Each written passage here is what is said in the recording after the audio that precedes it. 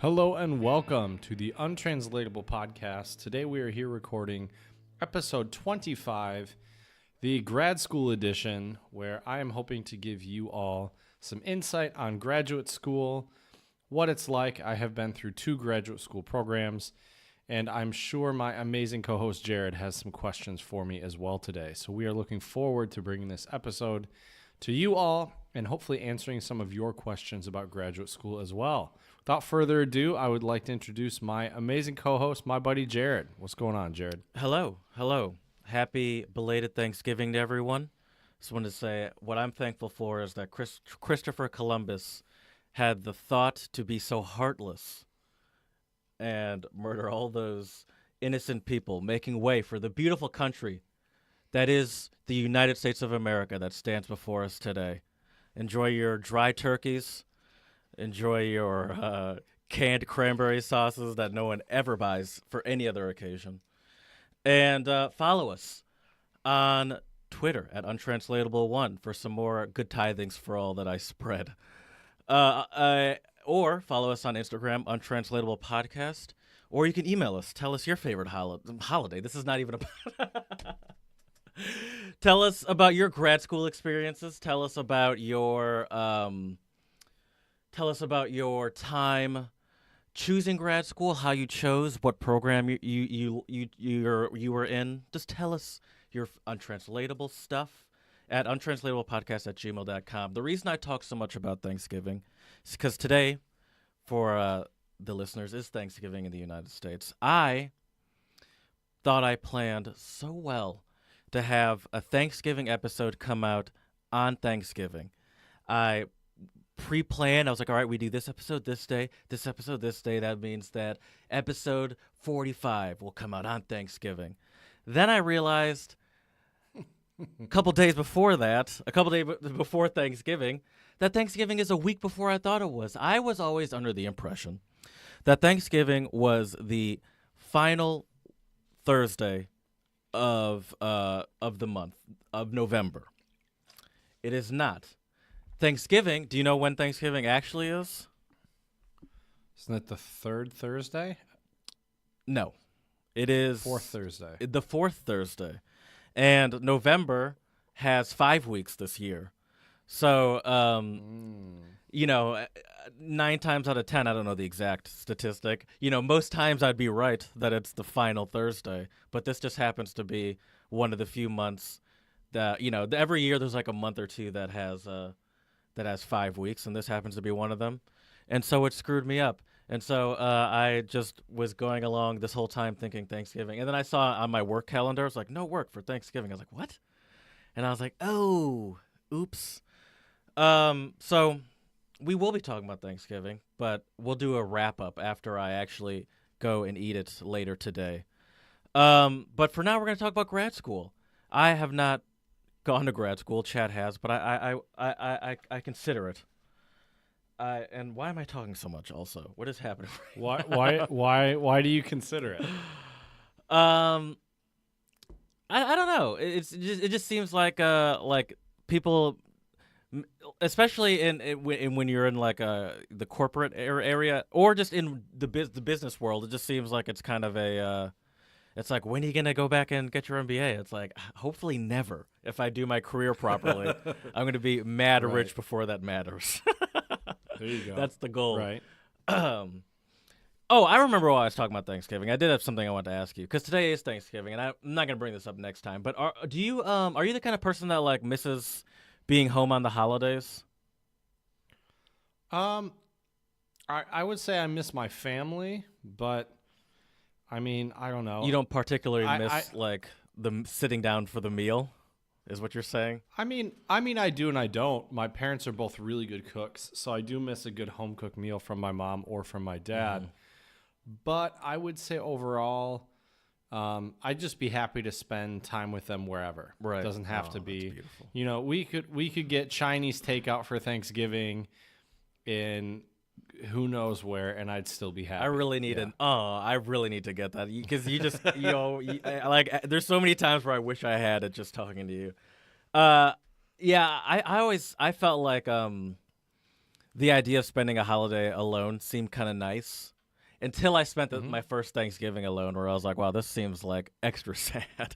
I'll tell you what was actually extra sad was spending Thanksgiving alone was kind of a bummer. It was nice because I could do whatever I want, but also kind of like, oh, this is a little weird. Especially knowing that like my family's somewhere. But was even more depressing was I was walking around outside, and when I was coming back home, it was maybe around 6 or 7, and someone was ordering Domino's, and I was like, oh, come on. I was like, you can't eat Domino's on Thanksgiving. I was like, at least cook something. But maybe that's like they're like, oh, finally I can eat Domino's. I'm free. Yeah, that could be the case. I mean, I don't know. I treated myself and I got a kebab from my favorite kebab just place for Thanksgiving. Yep, exactly. Chicken's close enough to turkey. I mean, right? turkey's not even like that great. Like no one, it's all right. No one's cooking up a bird any other day besides for Thanksgiving. Like it's not that great. It's not the best meat by any means. Right. But also, well, see, now we're getting into what I want to talk about next episode. But I'm thinking, I mean, we all know that Thanksgiving's about the sides. Oh, I would agree. I think that's been well established. We'll leave that. We'll leave that for next episode. I just wanted to ask you about the homesickness more than anything. Right. It's interesting. I've been asked quite a bit while I've been here, and I realize now I've been here for over 90 days, over 3 months. Thankfully, I got that visa, so I am legally here. Yeah, you're. Because this would be when my tourist visa were to You're not run living out. dirty. Right. But I've had a lot of people ask me, how do you like it here? Do you miss your family? All sorts of questions, kind of along that same vein. And I mean, of course I miss my family, I miss my friends, and I miss everybody. But it's also been a really good experience to be here. Right. It's been a really good teaching experience. I've learned a lot. I think the thing is, like, you can miss them, but also it's not like the sort of I need to get home missing them. It's just like, yeah, I've been away from my family for a while. It's different. I miss them, but it's not like I miss them so much that I'm regretting doing this or something. It's like I'm also you're also seem to be very happy in the Czech Republic. It's just like, yeah, but part of trying to do something you want and is, there's some pros and cons to everything, like grad school. Right. That's true. The other thing too is, if I were to be back in Michigan, I don't have my own apartment, so I'd in theory be living with my parents, which I love my parents and I like spending time there, but it's different when you're a 27-year-old man living with your parents full time. Which would you rather be, a little homesick missing your family or living with your family? I'd say a little homesick right now is where I'm happy. Yeah, to your be, age, it's like, yeah, I should, yeah, I don't, yeah. But I know that feeling. Like, as soon as I graduated from college, there was maybe 3 or 4 months that I was back home before I found an apartment, and the entire time I was there, it's like, yeah, it's time to get out of here. Like, I don't dislike my parents. It's nice, like, but it's just like, how I can notice, like, I didn't take well to, like, the parenting stuff that they did, where it's like, when are you going to be home? Who are you hanging out with? Oh, what, where it's like, I am 23 years old. Or I was actually probably 22 at that point, or 22. It's like, I am an adult. I was like, I don't have to be giving you updates on my whereabouts, but, like, at the same time, I can't fault you for just defaulting to, where are you going to be? When are you coming home? It's like, I'm home, right? And it's like, I'm your kid. It's just like you almost probably can't even help it. Sure, I would say, yeah, that's a very natural parenting instinct. Right. I mean, especially since at that point we still are kids. Like, it's like, to us, we feel like we finally are, like, now it's time for us to be adults. But it's like, yeah, I mean, but they're like 50 plus, so to them we're still just children. Right. Do you remember when you were a kid and you saw somebody in their, like, 20s and you're like, they're such grown-ups and adults, and now that I'm in my 20s, I'm like, we don't even know what we're doing. Like, dude, it's like that. It's like that meme of that dog sitting in that room where everything's on fire. He's drinking, like, a cup of tea or a cup of coffee. And he's like, "This is fine." Yeah, everything's fine. I feel like that's most of us. Yeah. So I've mentioned before that I've dabbled on a dating site or two before, and seeing like someone say like au pair from blah blah blah blah blah. In like a bio thing is so weird because I used to have an au pair when I was a kid, and I was like, oh my god, like they were like this age, like my age now, and they felt like they were like full on adults with like mortgages, and it's like, wow, you were, these were just like being now the age that I was when I was getting these people. It's like, oh my god, or actually, a lot of them are even younger than me. It's like, wow, you were probably an idiot. Right. I remember one of them totaled my dad's car. It was his favorite car that he'd had for like 12 years. What? Really? Yeah, we were on vacation, and he got a call while we were like in Disney or somewhere. Just imagine, or maybe not Disney, but we were somewhere, and she's like, so I got into a little accident. And we got back, and it was just like crumpled. Damn. But That's it was crazy. a Honda Civic, so don't worry, everyone. My apparently 20, like young 20-something-year-old babysitter was okay. That's good. That is what's important. You know, you can First time you can get a new car, you can't get a new life. First time I probably saw my dad shed a tear was over a goddamn Honda Civic. Interesting.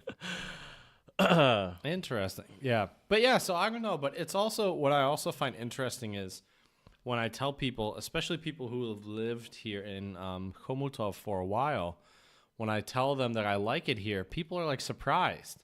I don't know if they like I don't know what they think my expectations are, or if I'm like really a judgmental person, or I have no idea, but like I really like it here. You know, the landscape's really beautiful.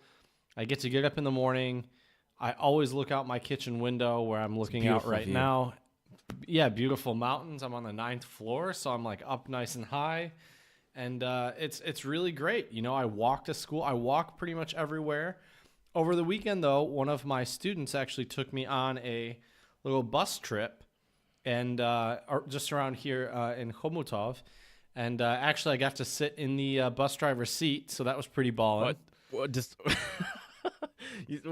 so we went like when a on the 6-year-old weekends, gets to sit in the cockpit of an airplane or something like that. Yeah, but it was a 27-year-old in a bus. Why not? Sitting behind the seat. I was like, ooh, this is a powerful bus right here. Because one of my students, he knows the bus driver really well. Is it like a tour bus? Homies. Like they give tours of the city? No. It's like a public transit. Oh, okay. Just bus. Okay.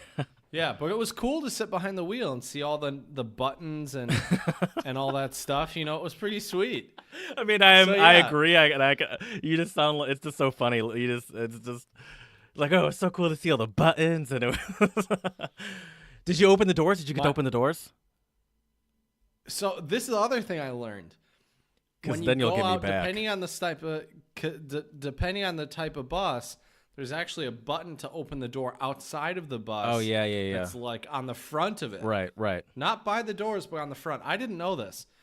So I saw the bus driver walk up and walk to the front of the like bus. a little secret button for the driver to open the door to get in. And I didn't know that. I wonder that. So now I know. I used to spot. hold on one second. Yeah. I used to wonder that too. Like how do they close the doors when they leave? It's like, how do they get in Just and close magic, the doors? Because on like the mechanical ones or like our old school buses, you just push it. Right. And it flips open, but it's like, how do they do it on these newfangled fancy buses with button doors? Right. Oh my gosh. Yeah. So that was pretty cool. And you know, we got to go to a couple neighboring villages. Well, actually just one neighboring village, and then up to this other spot. I think it's called Oblaki, I think, and it's like a more residential area in Chomutov. That's about maybe 1 or 2 kilometers away from where I live.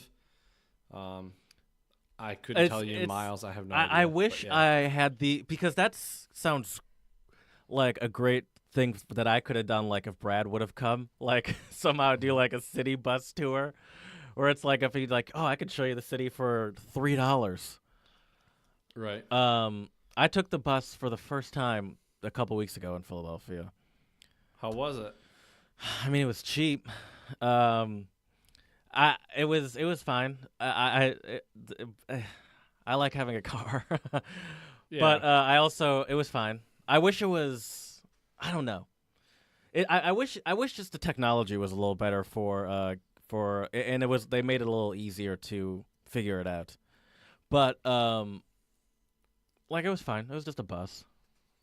Here, there's actually a pretty good little app for it here in Chomutov, and the buses have free Wi-Fi. Ooh, yeah. See, they're not doing that. They're not doing that. Yeah. Here. Is it good enough to like watch a YouTube video?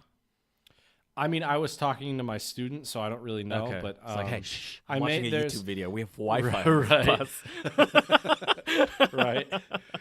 Doing my lesson plans on my laptop real quick on the bus on the way to school.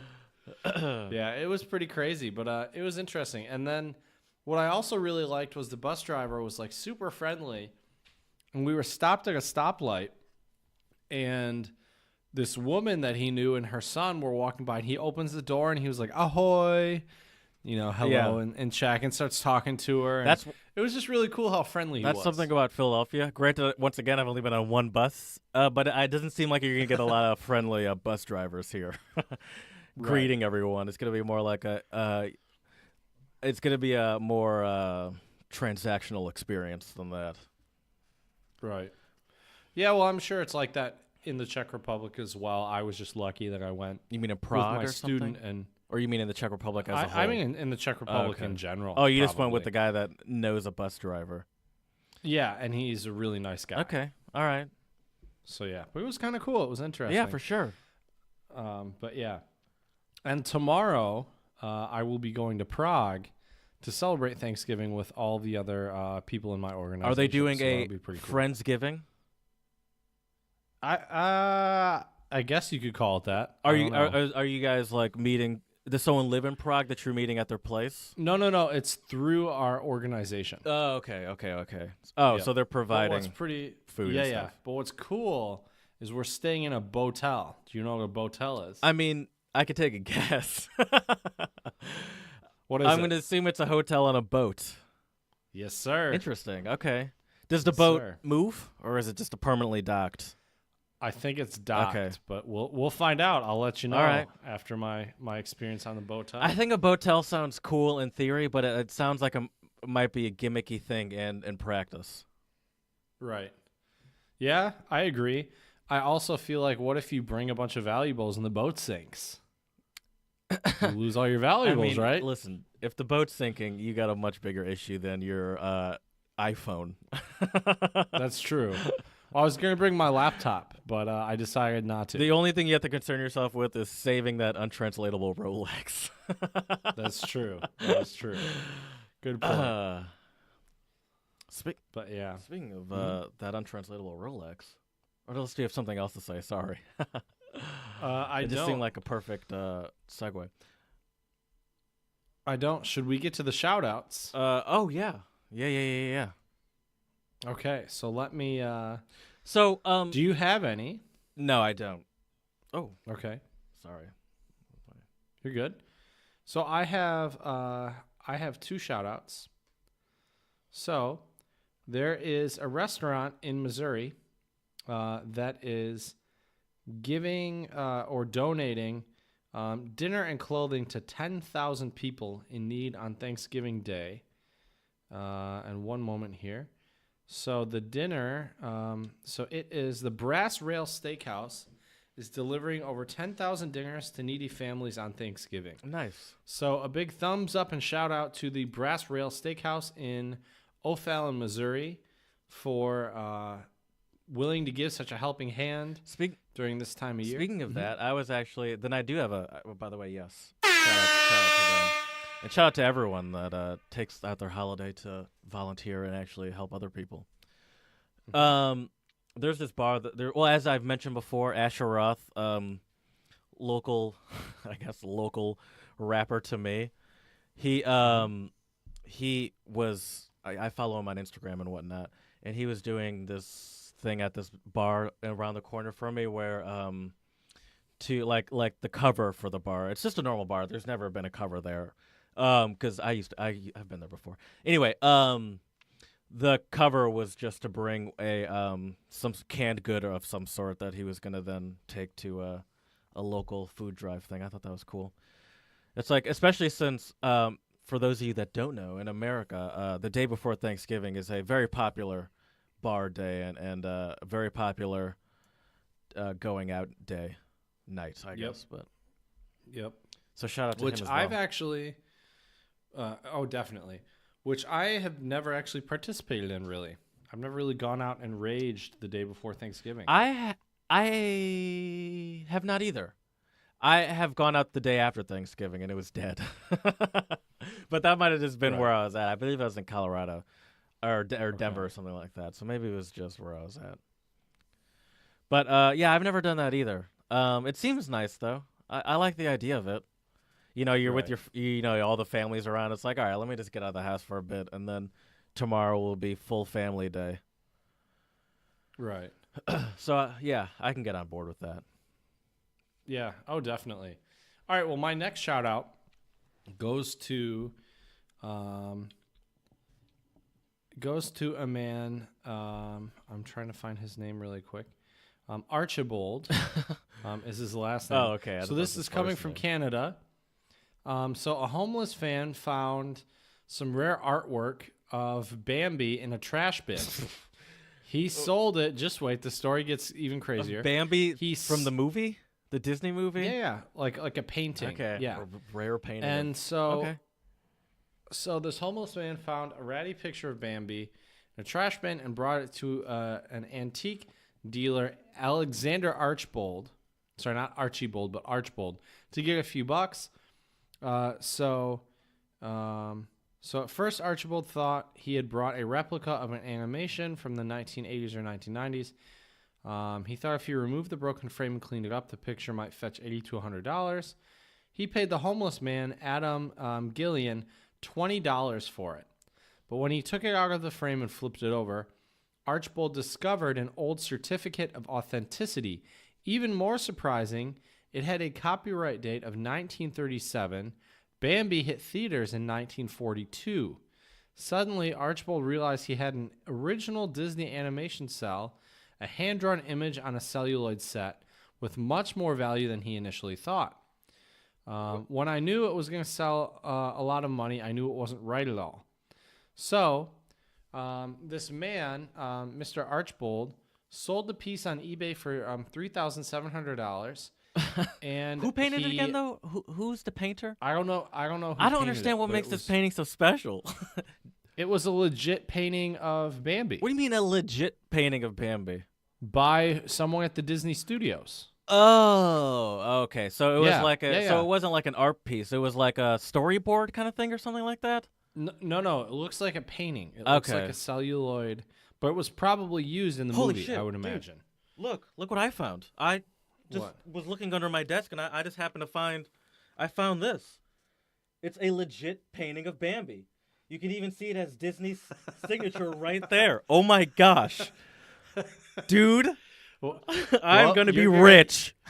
You're going to get $3,700. But anyways, so Mr. Archbold ended up finding Adam Gillian and split it with him. Okay. Wow, that's unnecessarily nice. I think that's awesome. Yeah. I mean, it's not unnecessarily nice, but that's nice. Also, this happened in Canada, and I feel like that is such a Canadian thing to do. I wouldn't have split shit. I wouldn't have said shit. I would have split shit. I would have been like $3,000. I'm not going to offer any of my found art for you, Jared. That's for sure. By the way, that purely visual gag that I just did with Chad was I had in my notebook. I drew a terrible picture of a deer with Disney that I just wrote in cursive and showed it to Chad. I just realized that joke would work for no one. Right. I just thought that was actually a picture of the Reddit character. I didn't realize that was a deer. Well, it's abstract. That's whatever you want true. it to be. That's what makes it so That's expensive. the beauty of art. Yeah. You can interpret it however you want. Disney was actually, Reddit actually came from Bambi, if you didn't know. They had I don't even know. Hashtag truth bombs. Well, Jared, I think we should start talking about some things we know a little bit about, if you happen to know the time. I do. We almost was a little late there, but don't worry. We're always ready to drop some new untranslatable phrases for everyone. Definitely. So, Jared, I'll get us started. Okay. Believe it or not, I still have Czech untranslatables. I've got 2 of them for you today. So this is prostromi. Sorry, I already screwed it up. I keep every ST, I automatically default to German, which is like a sht, Yeah. right? And it's not like What that is in it? Czech. So let me try this again. It's just a st. Prostromi Okay. nevidit les, which means to see the wood for the trees. What do you think? To see the wood for the trees. Oh, I believe we have a English untranslatable very similar. To see the forest through the trees, is that what you're saying? What does that mean? I've never heard that one before. To see the forest through the trees is to like finally have clarity, where it's like you can see what's happening. Yeah, I believe that's what it means. It's like to finally have clarity on something. It's like I can see the forest through the trees now, where it's like I can see what's really happening behind all those trees. I think this is a little different. So here, this means to be so involved in the details to not realize the real purpose or importance of the thing as a whole. You know, maybe I don't know what the English untranslatable means, because I do know that isn't untranslatable in English. Could you do me a favor and type in seeing the forest through the trees? Because I've never really used it. I just know it is an English untranslatable as well. It's actually to see the forest for the trees. Oh, see, I don't even know what it is. See the forest for the trees. This is usually used as a negative. Can't see the forest for the trees. Is it so to get it bogged down in the that might be the same thing. To discern an overall pattern from a massive detail, to see the big picture. So yeah, so if you can't see the forest through the trees, you're right. It is pretty much the same thing. Okay, interesting. Well, there you go. Yeah. I'm learning some English today too. Very good. Perfect. Oh, that's hilarious. My first one is Russian, and it's ushi vayanut. Ushi vayanut. And it means my ears are wilting. Your ears are wilting. Can you give me an example? Your ears are wilting. I can. This is gonna be fun.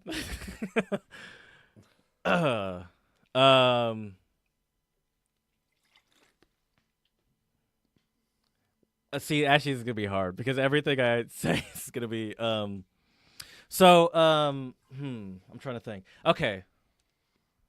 So I went to this comedy show the other day, and there's this guy, I've never heard of him. His name is Andrew Dice Clay, and he has some jokes and bits that I just found to be cause my ears to start wilting. Something about hickory dickory dock and sucking cocks and stuff like that. It was my ears were wilting. It was so it's basically like if it's like you're kind of like nails on a chalkboard, kind of like it's something uncomfortable. Or you're close, but it's specifically I specifically used the sucking cock one on purpose, or say like go fuck yourself, where it's like so rude or obscene that you have a hard time processing it. That's why I thought of Andrew Dice Clay, because his jokes are all just the most offensive thing you could think of. So gotcha. Okay. So it's my ears are wilting, where it's so rude or obscene that you can't even process what that person just said. It's like, okay, interesting. Have you ever been hit with something that caused your ears to wilt? Actually, we had a moment the other day in one of my classes. Oh, we were talking about slang words, and one of my students listens to rap music, and I think you can put two and two together. So I had to explain that basically, like, yeah, I know you guys hear that in music, but especially as it was a class of all white kids, I was like, you probably shouldn't be saying that. For those of you that don't know what Chat's talking about, I'm going to assume one of your kids dropped an N-bomb in your class. Yep. N-bomb. Yeah, so like, that wilted my ears a little bit. Easy there, Yannick. You're slipping on gator piss. And also, too, it wasn't... I don't know if they realized the difference between the soft A and the hard R. Because I thought I heard a hard R, and that hard R really makes your ears And wilt. also, there's no way that the rapper was. It does. That makes your ears wilt even more. Even though the A sounds weird coming from especially a European white person. Right. I mean, not that I would hear from any white person, but the hard R sounds even makes your ears wilt a little bit more. It's like, ugh. Because it's hard to use the hard R and it not sound so goddamn aggressive. Right. Oh, for sure. For sure. Yeah, I would agree. But yeah, so that's a good one. I like that one, to have your ears wilt. Yeah. It takes a lot. It takes a lot for my ears to wilt. I have a pretty high threshold, but definitely an unexpected N-bomb drop, especially in a classroom setting, would be like N-bombs always from like any N-word drop from a non-black person always kind of throws me off a little bit. It's like, oh, all right, takes me aback a little bit. It's like we're doing this. All right, that's cool. Right. It's good to know. That's Also, it's not speaking cool, of, by the way. I guess, Let me just clarify. I guess I'm right. No, definitely isn't. I may have also caused my students' ears to wilt a little bit. We were doing slang words, and a student wrote buck, but the way they wrote their cursive B looked like an F. And so that was interesting. That's for sure. It's like, I don't know. Well, it's like, Yannick, I like where your head's at, but I don't know if fuck is technically a slang word. It's like, what? I didn't put. Right. Oh, that's funny. It's like, it says buck. It's like, oh, well, this is awkward. This is awkward. Well, whoops. So, yeah. Anyways, I have one more untranslatable, and it's Czech, and it is Jak se doleza volá, tak se leza ozývolá, which means, this means, one second here, the way you shout at the forest is the way the sound comes back. What you it's essentially the golden rule. What I'm getting. It's like what you do unto others is what's gonna be done unto you. You get what you give. There we go. Yeah. There you go. Hit that ham horn. Yeah. I would say the phrase we use is what goes around comes around. But yeah, that's better. That's yeah. Mm-hmm. Yeah. Okay, I have one more, and it's Korean, and it's chanmuldu. Okay, sorry. I told you I'm trying a new setup. I like it, but I think if I'm going to use the setup, I might need to wear my glasses. Chanmuldu. Excuse me. Do or do? Chanmuldu ui arega ida. Let me do that one more time, just for clarity's sake. Chanmuldu ui arega ida. It's not bad. And that literally translates to cold water is from the bottom up. Oh, that's a good one. Cold water is from the bottom up. Mm-hmm. So is it like you gotta work hard to get something good? You're on the right track, but you got to think a little. You think about. We've talked a lot about Korean and Japanese culture and what they tend to value. So think about some of their values that we like to talk about and how that would translate to what you just said. I mean, I don't know. Calmness comes with age. Not calmness, no. But it's wisdom? Something you no. It's something you tell children, if they if they just to remind them of the proper order. So it's essentially saying that the older people say, for example, it's Thanksgiving. It's say you're going to a Korean American Thanksgiving and you're and some little kid goes up and starts serving himself before grandpa, and he'd be like, "Whoa, easy there, Junior. Cold water is from the bottom up," essentially meaning the elderly people, like there's a proper order, and that means we let grandma and grandpa get their food first. Gotcha. Okay. That was a tradition at my house. Was that a tradition at your house? No, let's talk about it next week or our next episode. Sorry. Getting ahead of myself. This would have worked out so much better if I just looked at a calendar and figured out when Thanksgiving was. Well, that's okay. I taught my class when we were talking about slang, shoulda, woulda, coulda. Oh, yeah. And I feel like it's a good moment right there. Shoulda, Before woulda, I coulda. moved to Philadelphia, I was in therapy for a month. And the therapist would always say, "Don't should yourself." She's saying like, oh, I should have done this, or I should have done that. She's like, don't. Right. That's essentially a useless word. And I thought that was kind of a good, Yeah, good that's thought. good. I like Yeah, that. so I kept that with me even all these years That's later. good advice. Nice. All right. Speaking of good advice, hey Chad, should I go to grad school? Oh, that's a loaded question, my man. No, I know. That is a loaded question. I think it really depends on what your career options are. I think for me, realistically, it was really the only feasible career option for me. Well, that's the thing. I guess we'll start by saying grad school is, we'll give a quick explanation. Grad school, graduate school, is your, I mean, most people know what I'm saying, but why not? Is the next step in most people's education after they get their undergraduate degree from some university. So, you get your undergraduate degree, you major in economics and finance, or I guess anything. It doesn't even matter. You don't really, they don't have to connect, really. You major in anything. Say you major in, I don't know, German, and then you get a job somewhere and you decide that you want to get your MBA, which is a master's in business. You go back to grad school, which is after that, and you get a further degree in a more specific field. It's way more specified. You don't have to do gen ed, which is general education classes. And it's a higher education than university. And in theory as well, career-wise, that usually will bump you up a pay grade or two. Correct. Yeah. Yes. So it's an investment because it will bump you up a grade. Usually it comes with a pay grade or a pay grade bump. However, it's a pretty big investment. Do you know what the average tuition cost is for a master's? I'm going to say I don't know if this is per semester or a year, but you might be able to elaborate once I tell you the number. All right. Well, let me probably give semester, it a shot right? at the dark. Well, I would guess year-wise, it's got to be anywhere from no, that's probably on the cheaper end.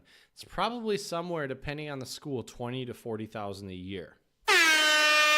The official range they give was 30 to 40, but there are 20 is, you're right. You can get, obviously there are programs for 20. It depends on in-state versus out-of-state. Some state schools, if you go to the school of the state that you live in, then they'll give you a discount over if you come from out-of-state because you pay taxes and all that stuff.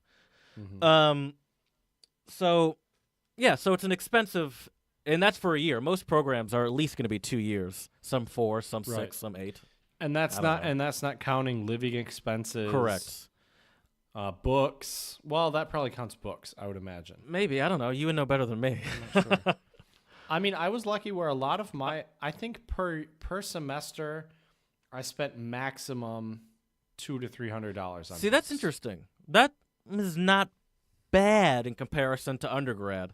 Why is it that undergrad can tend to cost just as much, and yet you have to pay for all your books, which could then easily be another $500 depending on your major? Right. Well, first of all, I have kind of a radical idea here. I personally think books should be free for all students. Ooh, okay. Just gonna go out there and say it. I feel like you're already paying tuition. Explain. Yeah, you're already paying tuition. Why? I mean, that's a good point. I don't see why the school can't. I mean, a lot of like Michigan State University, I know, had a contract with a couple different publishers, and we could get a lot of ebooks for free through the MSU library, right? So why can't we just? I mean, in theory, you could go to the library and borrow your books for the semester. However, they don't carry enough copies for every student to do that. But at the same time, it's like I just don't understand why students need to pay out of their own pocket for their own textbooks. Right, especially if you're paying, say, $20,000, make it $21,000, and then just give them the books or whatever. Right. And and if you do it on a scale like that, like if you buy books, the college buys books on that level of a scale, the books are theoretically cheaper. If you're buying hundreds or hundreds of them or thousands of them, it would be cheaper than every student buying one. Right, but I'm sure the publishing companies don't want that, which might be one reason why. Oh, because they can charge more that way. What would be the benefit for the college to do it that way rather than just a different revenue stream? Well, no, because the bookstore in itself is its own revenue stream. That's also true. I mean, you're the one who studied economics and finance, so I'm probably the wrong person. Well, this is more like an entrepreneurial thing, because my guess would be that I mean, I don't know how much they make there, so I don't know what would be the benefit of. It probably benefits them as well to charge you from like to have it as a different revenue stream rather than making it bundled into your tuition than theoretically being less. So it's like, I mean, the publishers prefer it that way. The college probably gets more. The college gets people to go into that overpriced bookstore of theirs and buy a $50 hoodie that you can get online for $15. Right. So or if it's a Nike hoodie, you're paying $80. Right. So highway robbery. I think it's just it's probably behooves both the publishers and the college. Right. I don't know. I just think if you're paying all this money in tuition, why not have the materials be easily available and free? Right. For you if you're a student. You know, I've never understood that. And I've seen students, I've actually been one of those students, not get the book because it's like we've also been in situations where you get the book and then you never use it. And we've all had at least one class where that's happened in college. Definitely. I don't want to say university like I'm some Canadian or British person.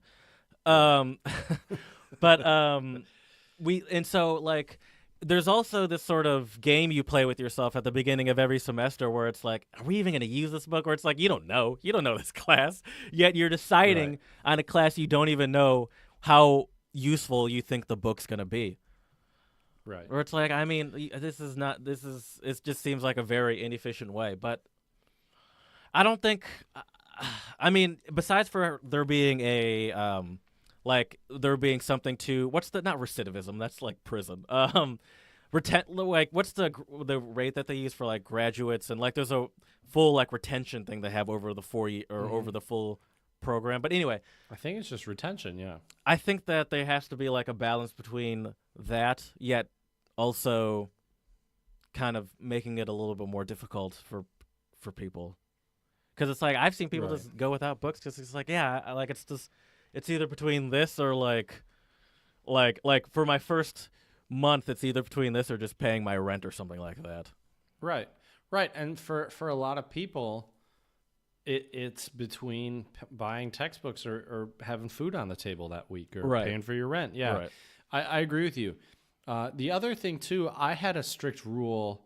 This is more so for undergrad than graduate school, but for undergrad, the only books I would actually buy and keep were for my major. So I kept all my German books and I kept all my music books. And I still read a lot of those. Really? So I guess it benefits you to read them because you are a teacher, so you can get teaching ideas from them. Right. But would you, if you weren't a teacher, would you still find benefits in that or go back and look at them? You're a very studious person in general. I'm not that studious. Maybe. You like to read, you like to I don't know. I'm just not that studious as studious as you are. Right. I don't know. I mean, in grad school though too, I kept almost all of my books. There were only a couple I sold to a couple of my graduate student colleagues because they were a year younger than me, and they had some difficulty finding them, and so I had already read them. And by the way, speaking of being studious. I've noticed on your Facebook you're doing that, reading a book and nominating someone. Mm-hmm. Yep. Every time you do that, I'm like, please don't nominate me. To be honest, you weren't on my list. Good. So don't good. worry. I figured I wasn't, one, because I'm also never active on Facebook in general. But there was this little part of me where I was like, oh God, please don't. Because one, I mean, I guess I could list books, but I was just like, oh God. But I figured that's been kind of a difficult challenge. I figured shout out to my friend Andrea for nominating me, which was kind of cool. I like looking at your books. You've had an interesting variation of books. I have a good one for tonight that I got to post as well. But it's been difficult thinking of people to tag in it because I'm like, who uses Facebook enough? Right. And also, who reads? That's a small. Who reads in 2018? Small cross section of people. Both people that love Facebook. Actually, I don't know. Facebook is just about as antiquated as reading is at this point. Right, that's true. But maybe anyone that's even using Facebook, I don't know. Or you get your news via memes, like I did that one time. But hashtag meme news. That's my favorite. Right. But So, anyways, let's get back to our topic. Right. Though. I feel like we're going off the rails a little bit. What were your degrees in? Did you already mention what they were in? You said you had two. No, I did not. Yes. So I have a Master of Arts in German Studies from Michigan State University, and a Master of Arts in Teaching English to Speakers of Other Languages, or TESOL. Okay, and how long did both of those programs take? Both of them are... Did you do them concurrently, like a prisoner? I did them back to back. So Okay. I did... Well, so let me give our listeners kind of a quick little story, though. So I actually started out... I wanted to be a German professor at a college or university. And to be a professor, not a lecturer, but a professor, you need a PhD. What's the difference? So I'll get there. Okay. Between professor and lecturer. Yeah. Professor basically is, in theory, an expert in the field who has a PhD, who has been, who has published some manuscripts or articles or books or whatever. Whereas a lecturer is just someone who comes in and teaches. Okay, so you're there's just a usually college no teacher, research essentially. load. Right, you're a college teacher. Exactly. That's a good way to put it. And so I came in wanting to be a PhD student because I wanted to be a professor. And then the further I got along in graduate school, the more I realized how competitive academia is, how many people get PhDs in humanities, and the rate of people getting degrees to the number of jobs is not even close to being equal. So what happens is you end up with this advanced degree, and if you want to do the traditional route, which is going to academia, you're very lucky if you can get a job, let alone a tenure track job. What a lot of places do now is they will hire you on as an adjunct professor, and you have usually a minimum to medium teaching load, if I remember correctly, and the pay is not very good. So, for example, most professor salaries, if it's at a public university, you can look them up, right? Right. So I remember there was an adjunct professor at Michigan State University. I won't say their name. This person makes. But they were making about $35,000 a year. Okay. And they have a PhD. Right. And they're making $35,000 a year. And then you have an associate professor, a senior professor, somebody like that, and they're making anywhere from $60,000 to $100,000 a year. And they don't have a PhD, or they do as well? And they do as well. Okay. Everyone has a PhD. Right. But the difference is you have that adjunct title, you're making half of what somebody else can make. I'm sure it's other institutions that might be higher than half, but still. Is one of those two people more likely to also get tenure in the future as well? If you're adjunct, you won't get tenure. Okay. I mean, being an adjunct is basically These are all words I've heard a lot and don't even Right. really know what they mean. So if you're an adjunct, it's kind of like you're basically almost like a contractor, right? So you're hired to teach whatever the classes are, and that's about it. And like I worked as an adjunct instructor somewhere, and they don't offer you health insurance. It was only part-time, but I mean, the pay for me was all right. It was decent. But I mean, for somebody with a family and children, it probably wouldn't have been enough to support that. Right. Thankfully, I don't have those problems, so life is good. But it was good for you. It worked for you at the time, but it was like also Right. even for you, like it's like I mean, it works for me now because one, I know it's it's a short term thing, but it's like I mean, I couldn't have like a career that doesn't offer me health insurance. Right. I mean, you could, but you'd have to be making a lot of money to make that worth it.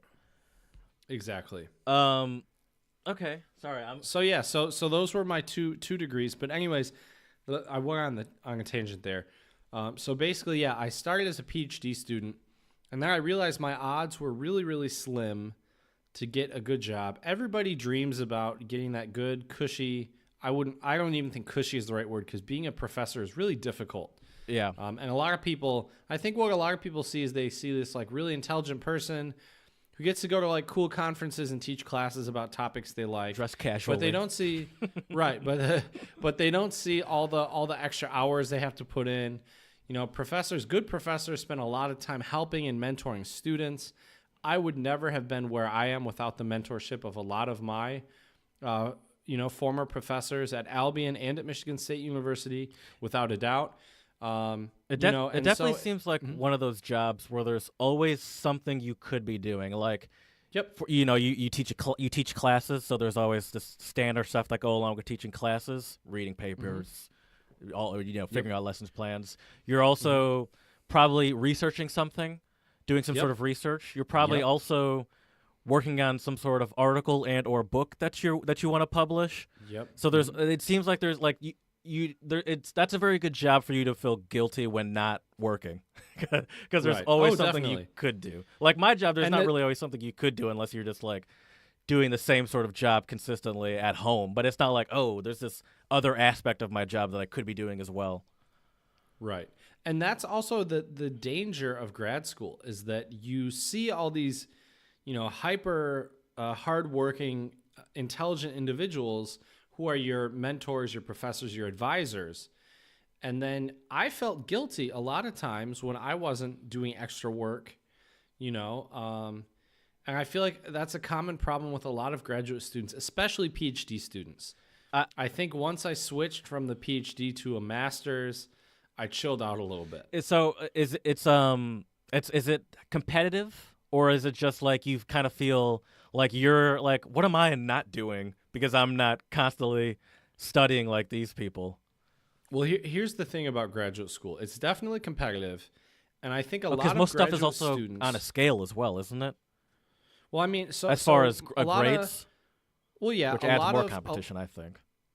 Well, a lot of the problems too with graduate school, I think, is, well, it's not necessarily a problem, but you're expected, like if I would have ever dropped my GPA below a 3.0, so like like a B average? 3.0 is B.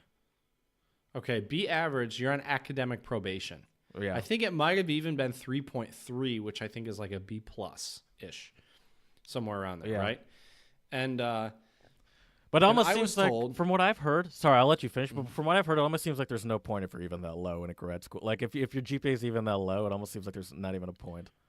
I mean, I agree with you, but at the same time, I know of some other graduate programs where if you get below a 3.0, you fail the class and you have to retake it again. Yeah.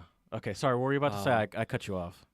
What was I going to say? I'm sorry. You're talking about B averages?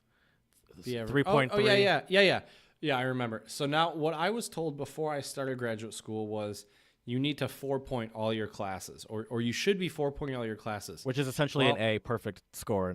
Perfect score. I can tell you my first semester, I 4-pointed 2 of my classes and 3-5'd another one. So I was like, well, all right, well, now I know that I'm not going to be 4-pointing. It's funny that makes you feel like a failure, too, because it does. In undergrad, high school, in any level of school, that's a great, that's a great average to have. I'd be happy about that. Yeah, that's great. In undergrad.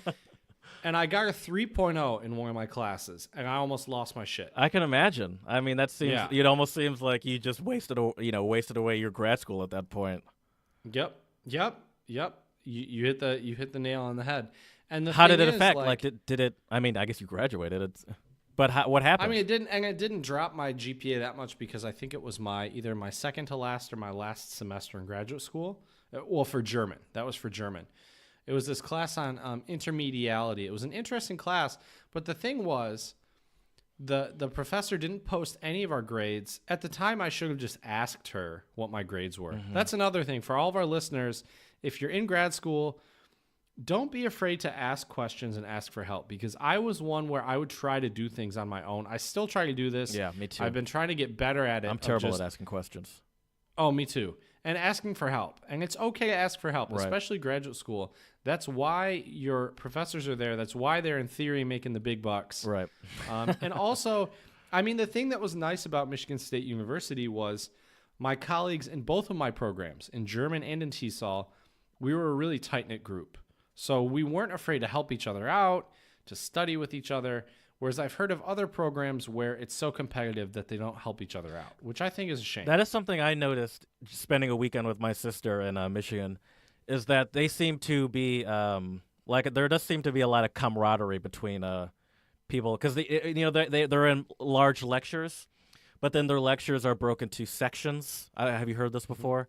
And those sections are kind of like within this class, your study groups and the people that and so even though you're in large lecture halls, it kind of makes it feel a little bit smaller, because it's like, even though there's 100 people, like I really only care about the the 25 or 20. However, even though it still gives you the option to meet other people. Like I'm sure, like they still probably know other people outside of their section and stuff. So I think that's kind of cool, I guess.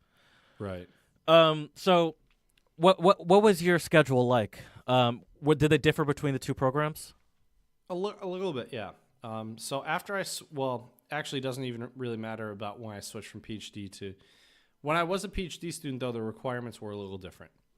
So in terms of class load, it was the same. So for my programs, it was 3 classes a week, and each class was 3 credits. So it was 9 credits, 9 credits a semester, and then you should have 32 or 33 when you graduate with a master's.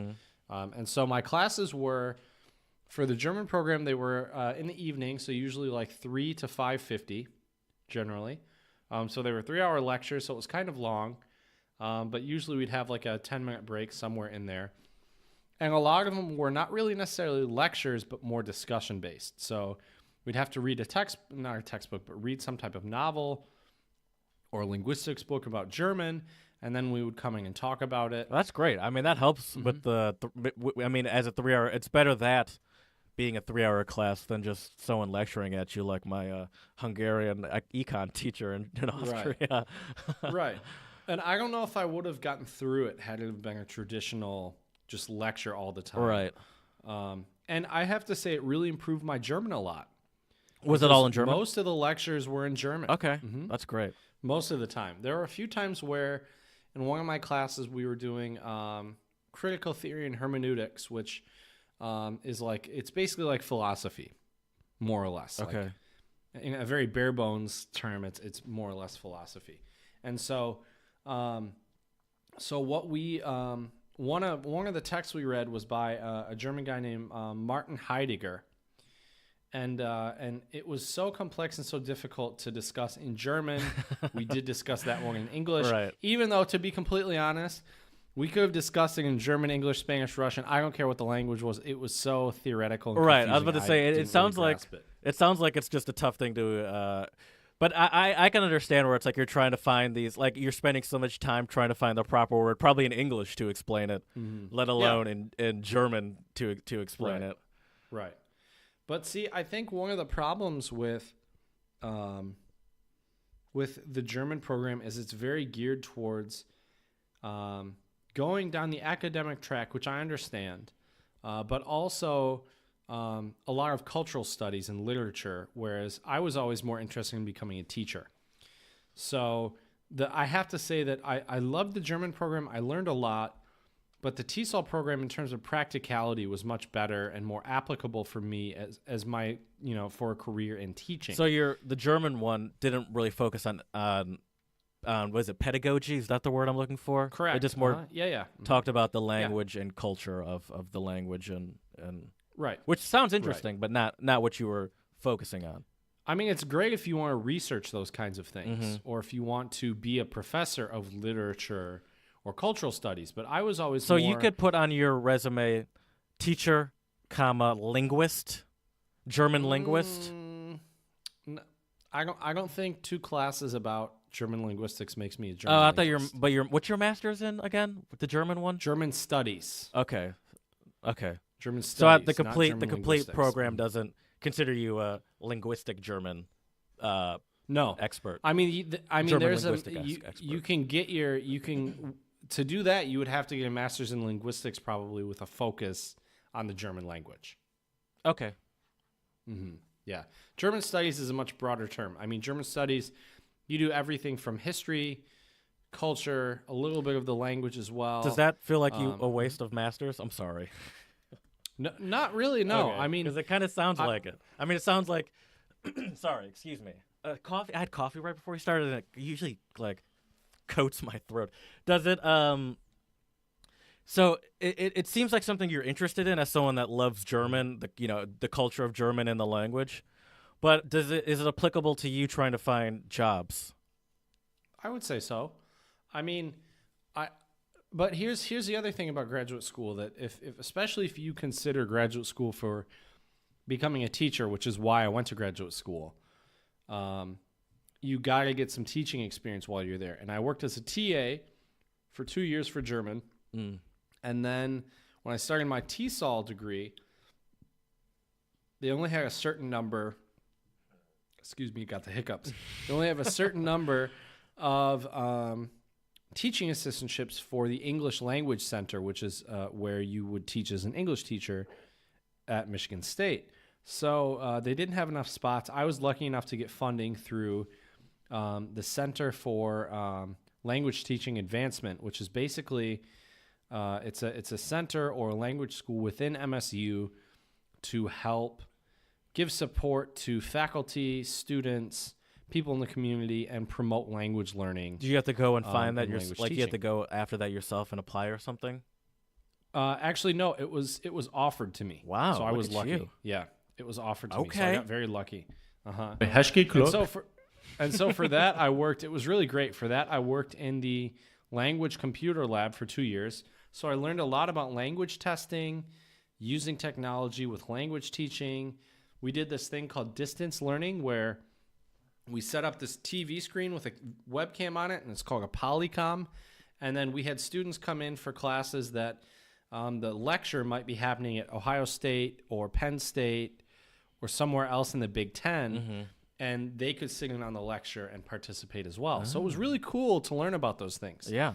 And I wouldn't say my German master's was a waste of a master's because I got some really good teaching experience. I did learn a lot from my classes, and I improved my German. And I think it did, in the end, make me a better reader and writer, which I think is a really important skill to have as a teacher. And then the TESOL program just gave me, it was kind of nice. It's kind of like a nice bundle. I got a lot of literature and culture knowledge from German studies.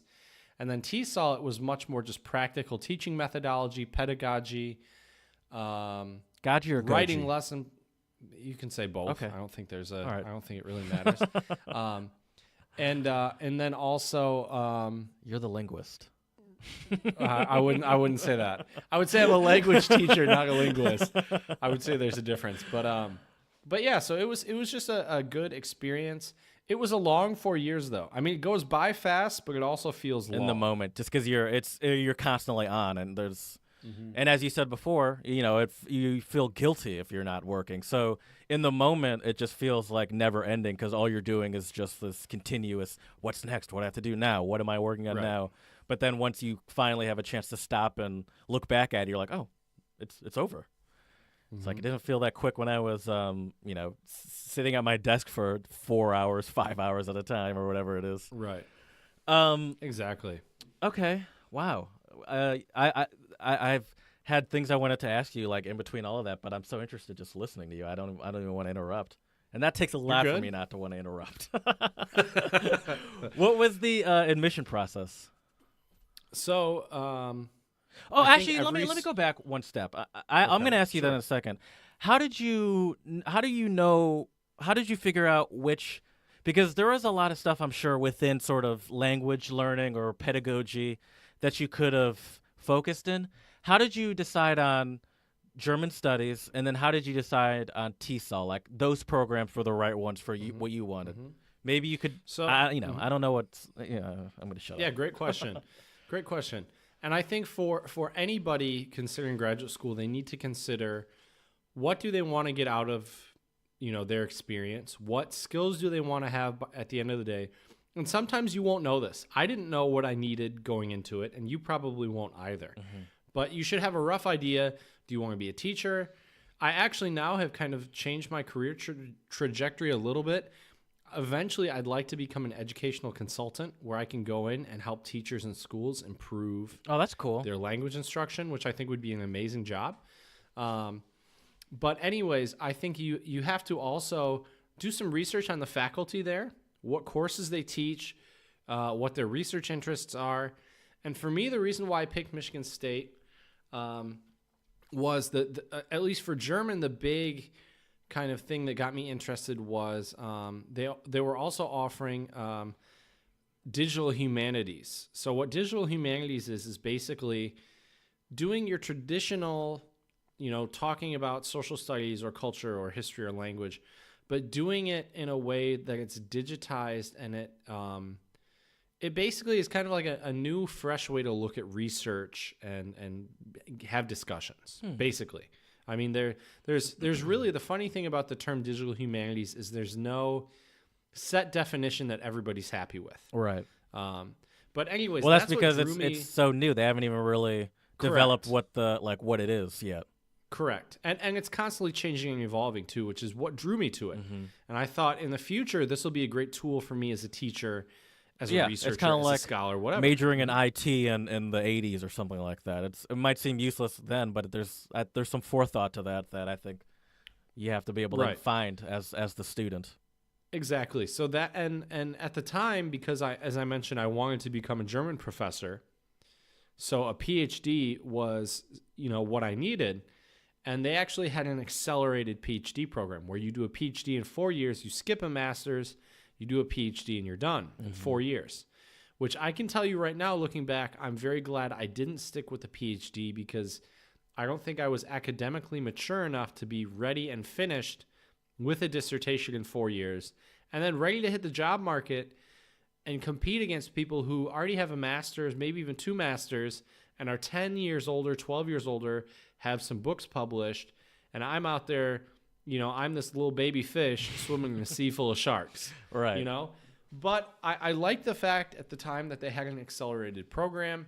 I thought, how cool would it be to be 26 with a PhD? Yeah, Doogie Howser ready over to be here. a professor, right? Exactly. So that's what drew me to the German program there. I also only applied to 2 other places. I applied to UT Austin because of our advisor, and he said it was a good program. I mean, it's a great school in general. Yeah. Oh, yeah, for sure. And then also the University of Michigan. And I can tell you... Your favorite. Now that... I can tell you now, after doing more research about the program and talking to people who've gone through it, I'm very glad I did not go there. You betcha. I'm very, very glad I wasn't accepted there. Michigan State accepted me, and then I got funding to be a teaching assistant. So I figured, what, graduate school is paid for. I can learn a lot. East Lansing is a great city. Let's do this. And then when I changed from the PhD to the master's, I got some great advice from my committee at the time, and they said, well, we know how much you love learning and teaching languages. Have you ever thought about teaching EFL or ESL? And at the time, I didn't even know what EFL and ESL was. And then they explained to me, it's basically, it's teaching English as a foreign language or a second language. And because if you, sorry, go ahead. Keep going. I thought you were done. You're good. Basically, so the whole point of that was that I could still bring in that love of language learning and language teaching into English, because I always assumed English teaching would be, we'd have to do Shakespeare and read all this stuff that I wasn't really interested in. And I cannot stand teaching things to my students if I'm not passionate about it. Right. And what I was going to say is, and if our listeners want to learn more about what TEFL and TESL is, go to episode 24. We have a TEFL, TESL 101. Yes, sir. Okay. So what was the admission process? How do you, I mean, you kind of touch on it a little bit, but. Well, first of all, before you even apply, I would highly recommend, as I said, do some research. Right. What are the main research areas of whatever university you're applying to? What who is in the faculty? How does this how do you fit into the bigger picture of that program? And then once you kind of can piece together that puzzle, you can start applying. I had to write, I believe, a few essays. Did you personal statement? Have to Did you have to take the GRE? Yes. Okay. However, there are a lot of programs. Well, not a lot, but there are some programs now that are waiving that requirement. Antiquated? And also, is it antiquated? A little bit, yeah. I mean, I think the thing about the GRE is that... Explain what the GRE is. So the GRE is basically a test you have to take in order to get into graduate school. So you take this standardized test. Oh, man, I took it 5 years ago, so I don't remember. It's been a while. But I know there's a math portion. I think there's a science portion. I don't remember if there's a science portion. I know there's a writing portion, and and there's a reading portion or like a vocabulary portion. So it's a standardized test for graduate school, kind of like Correct. the SAT, ACT of getting into graduate school. Exactly. That's a great way to put it. Thank you. Yeah. I mean, that's and the thing is about the GRE though is a lot of people stress out about their GRE scores. Mine were slightly above average. I couldn't tell you what the number is now, but they were slightly above average. Goddamn and right I've they been were. told I've been told though that most universities don't. I could be wrong, but what I've been told is most universities don't put a lot of emphasis on the GRE score. Have it done is what they more. Right. It's like don't fail and don't have a terrible score and have it Right. done. Now it depends on the school though. Some schools they use it as a way to kind of weed out applicants. And maybe, for example, if you're going to a med school or something, maybe they focus more on science and math rather than the writing portion or something like that. I don't Exactly. know if they can if they do that. I mean, I was told that the writing portion would be more important for me, right. because I was going into a humanities field where you do a lot of writing, which makes sense. Mm-hmm. Yeah, it's like they're not going to be that mad if you don't know chemical formulas, because hopefully you never have to teach them. Right, exactly. So yeah, so you have to do the GRE, usually write some type of essay or personal statement, fill out an application with, your major, your minor if you had one, basic personal information, and usually there's like at least a non-refundable $50 or $100 fee that you have to pay to apply, which I also think they need to get rid of, because I think that's in a way kind of elitist. And what if you have a bachelor's, but I was lucky that I had some support from my parents. I also was working, so I had some money, and my parents helped me pay for these application fees. Right. And I only applied to 3 places, so it was only $150, right? And I'll say this, playing devil's advocate, because I agree with what you're saying, but I could imagine it also helps kind of weed out people just going through and being like, let me apply to as many schools as I can and go to wherever I get in. So I bet you it does stop some of that. But I understand where you're coming from. I agree. I think what they need to do is have it be income based. Okay. So if you or your parents have a very, very low income and you live below the poverty line, it's $15 or something like that. Exactly. Okay. Exactly. It's not proportionate. $50 for one person could be pocket change, whereas $50 for somebody else means they might not eat dinner for And also, a week, most people going from undergrad to grad school that are paying for themselves are broke. They're all broke. Mm-hmm. And so it's like most of these people are like, oh, I have like a minimum wage job, or like a slightly above minimum wage job because I'm in school. And it's like It's kind of like we were saying before with books. It's like now this is just another sort of barrier to where it's like, all right, it's like today I'm gonna have to decide between a good dinner or submitting these applications. So I do get where you're coming from. Yeah, and I think there shouldn't be financial barriers for education. Is basically what my point with books and also with these application fees. Like I have a friend who applied to a bunch of places, and I think they spent almost $1,000 in application fees for graduate school. So it's really, really expensive. And the other thing is too, do your research beforehand and look into graduate schools that will offer different types of funding to help you either pay for half of your tuition, all of your tuition.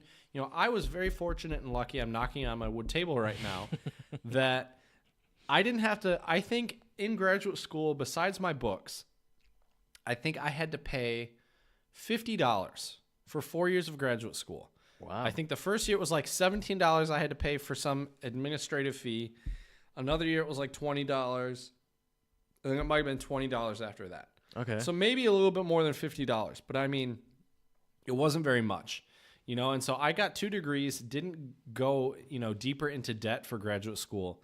And I would highly suggest anyone who is considering graduate school to really look at the different options. You can, every place is different, but I've seen different places where you can, be a resident assistant where they will pay for your housing and they'll either waive some of your tuition or all of your tuition. You can work as a research assistant where you can work with a professor and gain a lot of really practical knowledge that will help you after your graduate schooling is done and also pay for your school on top of that, which is a great gig. Yeah. So I think that's a really important thing to look into. And obviously with different types of graduate schools and different types of degrees, that won't always be an option. Like I'm sure your sister probably doesn't have a teaching assistantship for her MBA, does she? No, I don't think so. I don't think with MBAs they usually have any type of funding, but I could be wrong. No. I think TAs would usually probably be like senior, like, you know, people that are older in undergrad still would be my guess.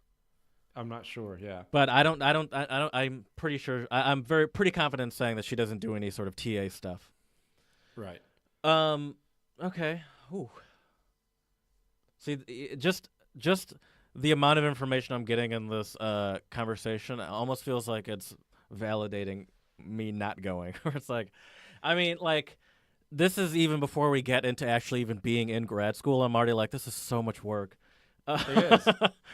And it's a lot of work. You're going to doubt yourself. I already doubt myself. That's why I consider it so much, because because you went straight from undergrad to grad school, which in a sense I feel like is helpful because you're still in that school mindset. I've been working just a normal, you know, job for 5 years at this point.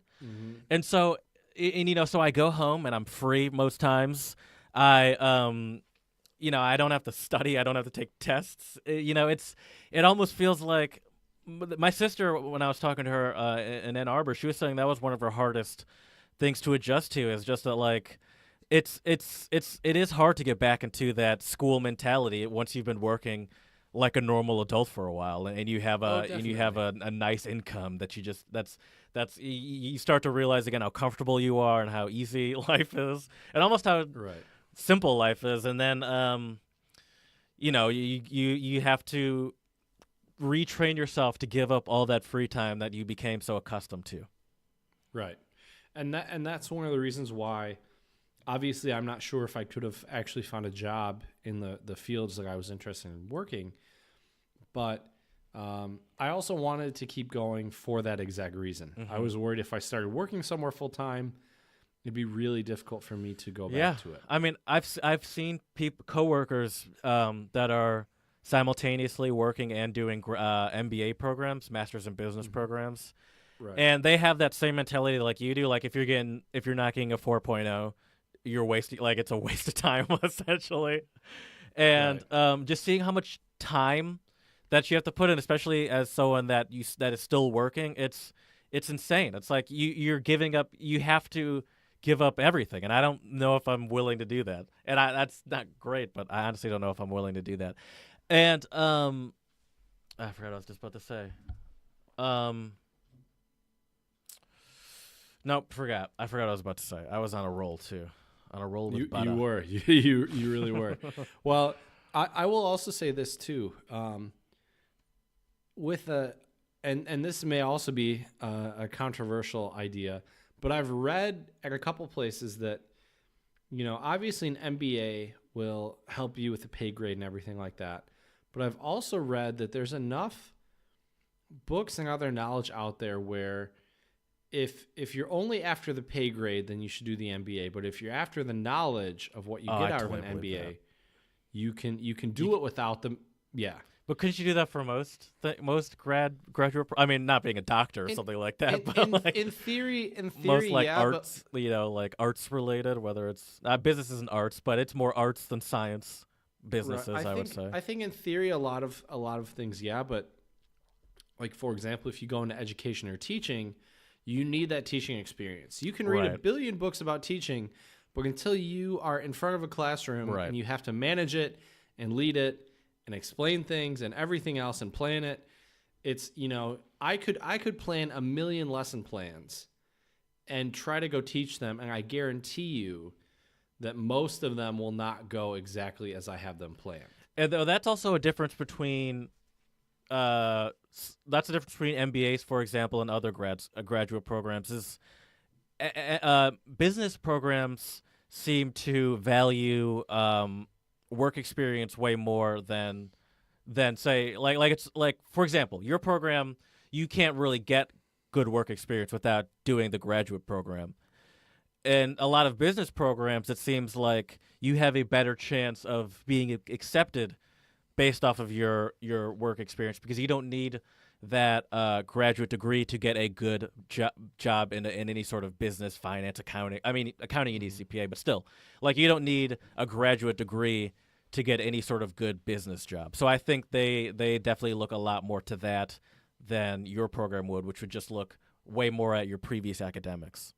Mm-hmm. Yeah, it's a big difference. Obviously, the fields you are in will heavily influence whether or not you should go to graduate school, if it's worth your time, if it's worth your money. Speaking of that, can I run through a list of some of the best and worst jobs? Best and worst majors for getting a job according to Forbes. Go for it. I'm sure my major is somewhere in there, either with German or with music. Which list do you think it's on? Best or worst? Worst. Both of them are probably for worst. See, this is where my setup is failing me because I need to pull my computer closer because I can pull it closer, but I can't read it from this far away. So look what I'm doing. This is ridiculous. This is just based on jobs really and satisfaction actually. So let me read a little bit first. This is the most ergonomic way to do this. I'm holding a computer that's huge in one hand, talking anyway. A master's program can be a great way to switch careers or build momentum in your current track, but it's important to think hard about what you'll get out of a graduate degree program before you make the investment, because some masters are much more valuable than others, of course, as we've said. Every year, Forbes turns to compensation site PayScale to reveal the best and worst master's degrees for jobs. PayScale creates a sophisticated ranking that uses 7 factors: early career pay, so what your kind of entry-level payment would be, median pay for workers with 0 to 5 years of experience, mid-career pay, obviously you've been working for around 10 or more years, pay growth, job satisfaction, job stress, job meaning, and job market projections from the U.S. Bureau of Labor Statistics. So let me go through some of the best. Do you want to take any guesses? Make it interesting. I'm sure. Well, what do you think's number one? We'll do that, then I'll just run through some of them. Okay, number one. Is this like highest pay or satisfaction? As I said before, there are 7 factors. Oh Jesus. Okay. Pay is definitely a factor, but I'll say this: the number one is not the highest paying job. I mean, it's a high paying, but it's not the highest paying job. I'm gonna go with number one is engineering. Very close. It is engineering, but it's a specific form of engineering. Think Pfizer. Think Bayer. Chemical engineering. Biomedical. Yeah. Biomedical. Okay. And so that the early career pay is $78,000. So that'll be your entry level positions, which is pretty good. That's pretty good. And mid career pay is $129. So that's around 10 years. You should be making $130,000. And that's a pay growth of about $84,000. And so after that's computer science, physics, corporate finance, general and strategic management, which is getting your MBA, mathematics, management information systems. So unsurprisingly, it's business and STEM related stuff. STEM is science. Shit. What does STEM stand for? But it's essentially science and math based. Science, technology, engineering, and math. Engineering, mathematics. Is that what it is? I'm pretty sure, yeah. And so it's those STEM and businesses are take up all the top levels. Speech language pathology is number 19. Just throwing out some language. Yeah, that's not what I do, but I know, but I know yours is on a different list. Yeah, I'm not surprised. Let's move on to the worst master's degrees for jobs. What do you think is number one? You're not number one. Which is interesting to me. I guess not really. So it's I have no idea. I would a little more artistic, obviously. Is it? So it's not mute. Is it art? It's a form of art. It's a more kind of practical form of art, I'd say. Graphic design. Correct. That's number one. Really? Number one worst. Yeah, I believe that's what they're saying. Ranked number one as the worst, like the worst one. I believe is how they do that. And early career pay is not terrible. $51,000. Although I see where the problem is. Mid-career pay is $68,000, so there's not much room for growth apparently, and that's only 33%. And then second, interior design, lowers early career pay, 48. Same kind of concept. Growth is not that great, 70,000. A little better percentage-wise, but that's for 10 years. I don't know if I want to be making 70,000 after committing 10 years to a career. Right. Early childhood education, which is unfortunate. That's number 3. Human services, which is also unfortunate. All the stuff that, all the artistic and stuff that actually requires caring about people. Writing, pastoral ministry. Yeah. Yeah. Unless you're like, who's that dude in Houston that closed his doors when Joel Osteen. All right. Yeah, he's got like a private jet or two. Library science, community counseling, which I didn't even know you get a master's in that. It's always like there's always that sort of business part of me where it's like it's crazy to me that you have to pay all this money for these master's degrees. Like all these starting salaries are within $40,000. Yet there's a chance your tuition could be as much as your starting salary would be. Right. Yeah. If not higher than your starting salary. And so you are so teaching English as a second language is number 16. Okay. So it's not the worst, but it's not the best. What's the pay? It starts at 42. And then it says, which isn't terrible. I mean, it's kind of on the lower end. You can live on it. Mm-hmm. But the problem is that after mid pay is 60,000. So there's not a lot of growth over 10 years. Right. And so this is just for jobs though. I mean, people would argue that there's more to grad school than finding the best paying. But I would argue, no, there's not. I'd argue if you were that committed to learning something new and it wasn't about making more money or finding a job, then you could self-teach a lot of this. Or not even self-teach. Yeah, I'd agree. I don't even mean to say self-teach, but find resources to do it for cheaper. Right. But I don't think that has to be self-teaching. Sorry, I'm like 6 feet away from the microphone. You're good. Okay, so there was that. Did anyone in your classes not make it? I mean, in your program not make it? Everybody made it. Okay. That I know of. Everybody that I know of. A lot of people, though, switched from a PhD to a master's because I think they realized how competitive and how difficult it is. Because here's the thing. With a master's, I can get hired in at any college or university as a lecturer in most of the United States and a lot of places around the world. If I have a PhD, then in a way, you close some doors because you have so much more of an advanced degree that they will have to, they'll have to pay you more than somebody with a master's who in theory could also be teaching the same course as you. Maybe the quality of teaching might not be as good. It might be, I'm not sure, but basically the thing I was always really worried about with getting such an advanced degree as a PhD in the humanities was being too overqualified. Right. So that's a true concern is being overqualified. And is there also part of that overqualification? I think yes and no.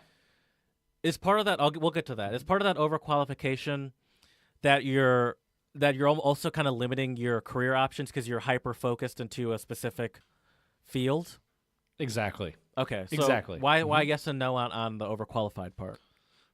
I mean, I think although it does close some doors for you, having a PhD will also open some. Right. So if you can find that sort of, I guess I would say niche that you've put yourself into, then there's going to be a lot of good opportunities within that for someone that has essentially the highest degree level you could get, like the black belt of degrees. Right. Exactly. Yeah, there's a lot of prestige to it. That's doctor. You're a doctor. Right. How do you feel about a PhD insisting on being called a doctor? I'm fine with it. Yeah? I mean, I think if I were to actually have gotten my PhD, I would have still Insisted? wanted people to call me Chad. No, Oh. I would not have insisted. I would at all. have just imagined that like you would have even like if we would have still done a podcast, but you would have gotten a PhD, you would have somehow like worked it into the title. Here with Dr. Chad. Yeah, no, not quite. Doctor and the plebe or something like that. right. Doctor and the But peasant. Yeah. So because like I've been told by a few of my colleagues, I've been told by a few of my friends at MSU that they have PhDs and they were applying for jobs and they got a lot of rejections just because they were like, look, we'd love to hire you, but you're going to come in at too high of a salary. We're really only looking for master's candidates. But obviously you can flip that. I'm sure there's plenty of jobs I've seen where they were adjunct positions where they're not expecting you to do research or publish, but just come and teach, where a PhD was required. Right. So it really depends. But that's really more specifically for the teaching field. It really depends on other fields. But I would say that, grad school, I think, is a right decision for someone if, one, I think you truly, because it's such a huge investment, you really have to make sure it's what you want to do. Yes. Yeah. And even just through the whole, which program you decide on all the way through graduating, is just like what makes it so worth it is that ideally it's something that, like, the thought is, you have to decide a major in undergrad. Everyone always jokes nobody has any idea what they want to do. Even at 22, they have no idea. And I guess the thought is ideally once you're at grad school, you know exactly what you want to do. You're around people that know exactly what they want to do.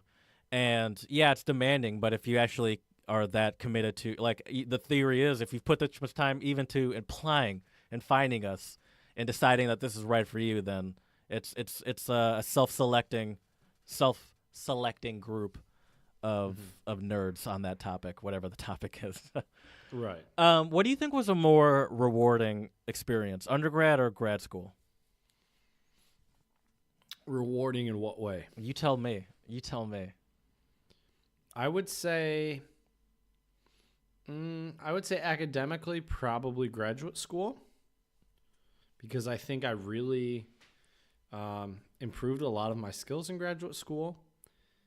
I would say professionally, also graduate school. Okay, However, I would say socially, definitely undergrad, right, without a doubt. Yeah, that makes sense. Without a doubt. Yeah, that definitely makes sense. Yeah, because I mean, by the time you're in grad school, I mean, one, you're kind of over it in the sense of there's not this like glamour to being like there is something super exciting to being in that dorm, going to your first like party, like there's something. It's all so new and exciting, but by grad school, it's like that whole everything new and exciting. I guess you're kind of over it at that point, and it's more just like I just need to, like, I'm here for school. Like part of, I'd say, the social aspect of college is very close to just as important as the academic part. So that I would makes agree. sense. Most definitely. And the other thing is with graduate school, you work. I would say you also improve social skills, but it's more in a professional context. Right, your networking skills get better. Exactly. And in graduate school, you don't have the same amount of time as you do in undergrad to just go out and do things and be social. Right. Yeah. It seems like my sister. It seems like it seems like there's more. Well, I don't know if I want to say more, but there does seem to be a work hard, play hard mentality, at least from what I saw in my sister's business program, where it's like they don't have much opportunity to be free, but when they are, they seem to take advantage. For example, I went on that bicycle thing, that rolling bicycle bar thing, where it's like it definitely seems like they know how to have fun on the rare occasions but it's not the same sort of like there's a more of a like it's not the same kind of having fun when you're in college where it's like, wow, I can drink a beer and my parents, I don't have to try to hide it from my parents or whatever. Right. It's like I feel like an adult right now. and then you're definitely. throwing up 5 hours later. It's like this is what it's like to be an adult. Right. Right. Okay.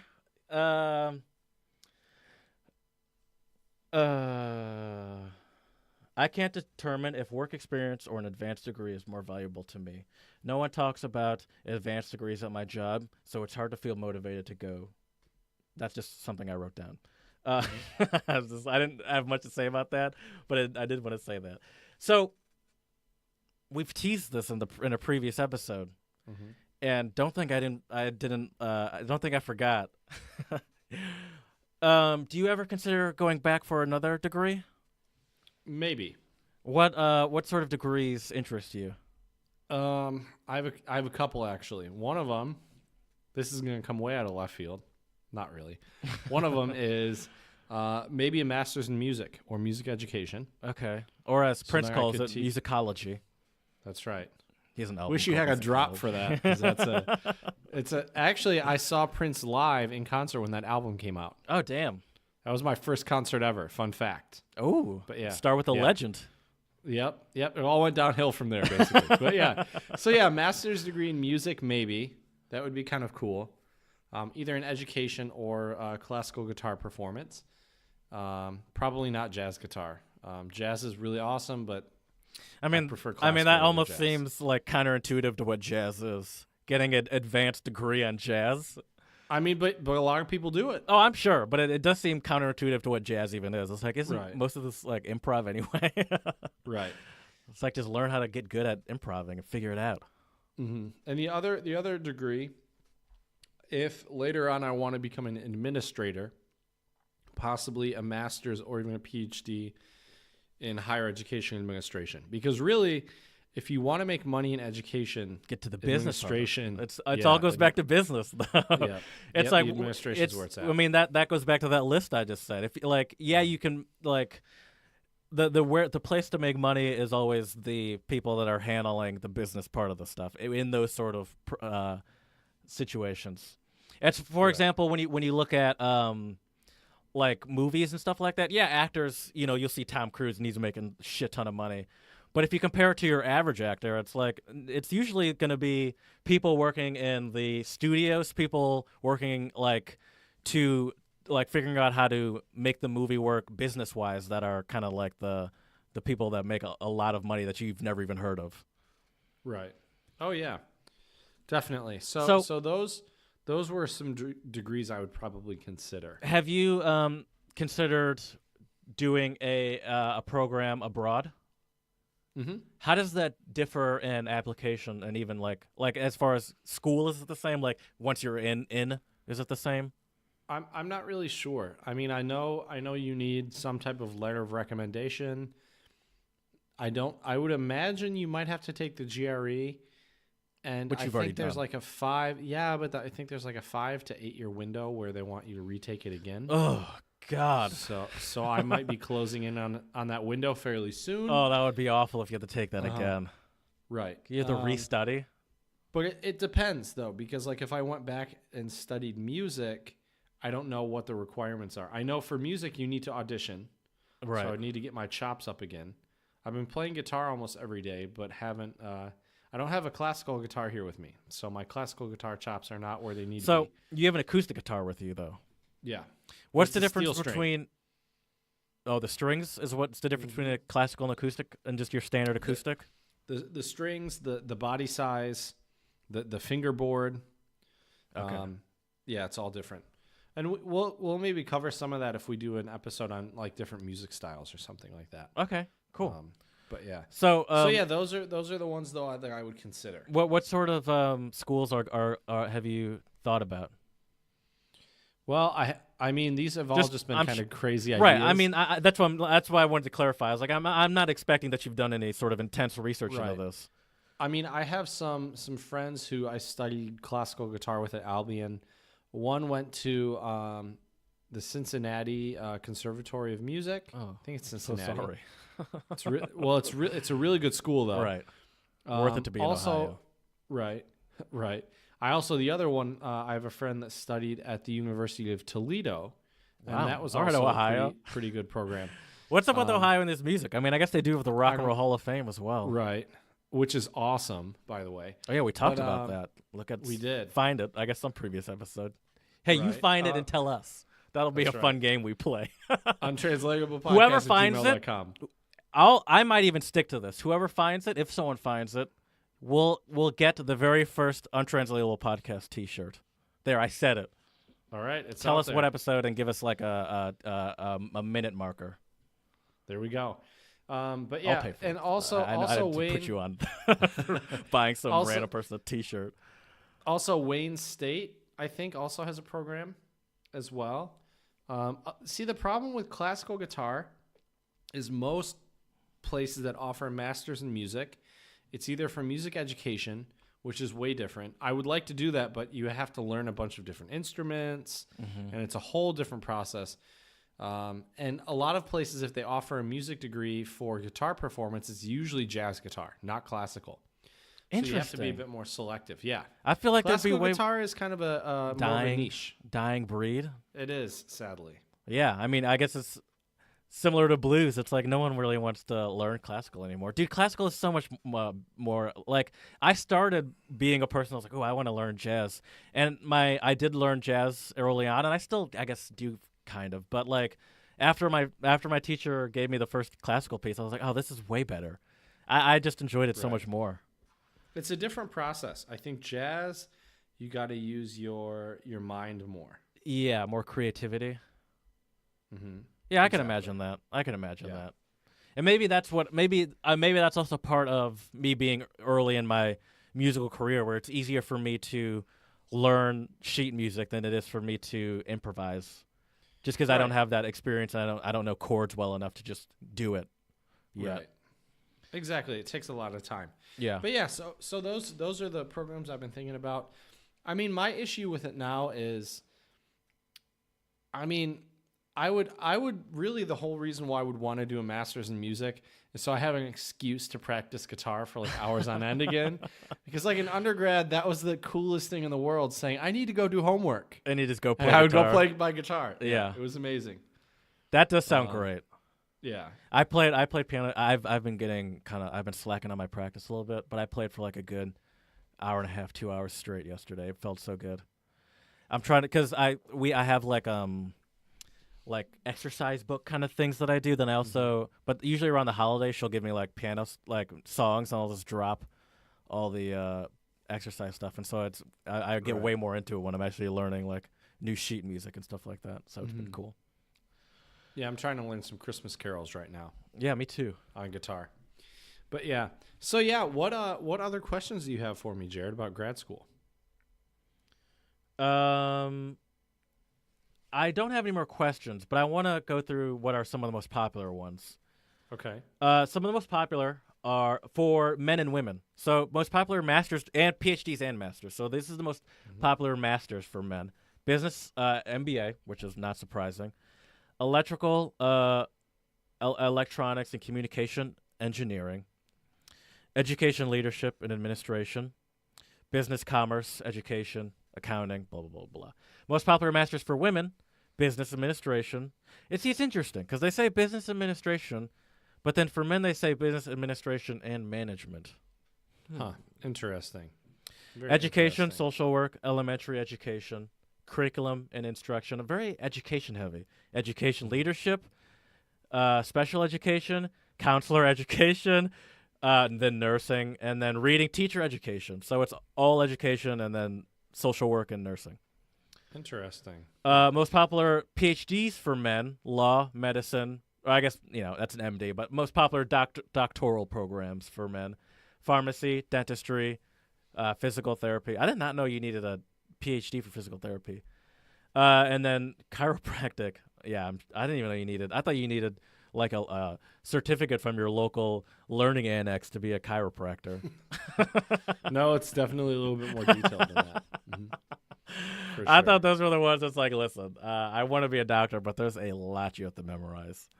Most popular, there are other ones too for men, like chemistry and most popular doctorate and professional degrees for women, law, medicine, pharmacy, physical therapy, dentistry, educational leadership and administration, osteopathic medicine. What's osteopathy? Is that like take this root I'm not sure. and eat this nut and rub this leaf gel on your feet and you'll be better in a week? Well, I think that's homeopathic. Oh, that is homeopathy. You're right. Osteopathic, is that like internal medicine, maybe? I don't know. Google it.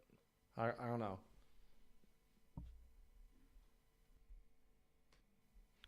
All right, so looking at it on Google, osteopathy is a type of alternative medicine that emphasizes manual readjustments, myofascial release, and other physical manipulation of muscle tissue and bones.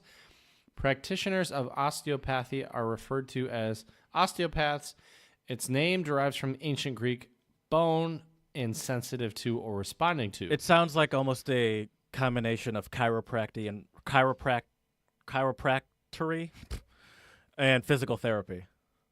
Yeah, that sounds about right. Okay, well, that's all right. Okay, I don't mean to shit on chiropractory, but I've heard often that it's kind of a hoax and a kind of a flawed form of something. I don't know, maybe. I don't think so though, but that's okay. That's a topic for another time.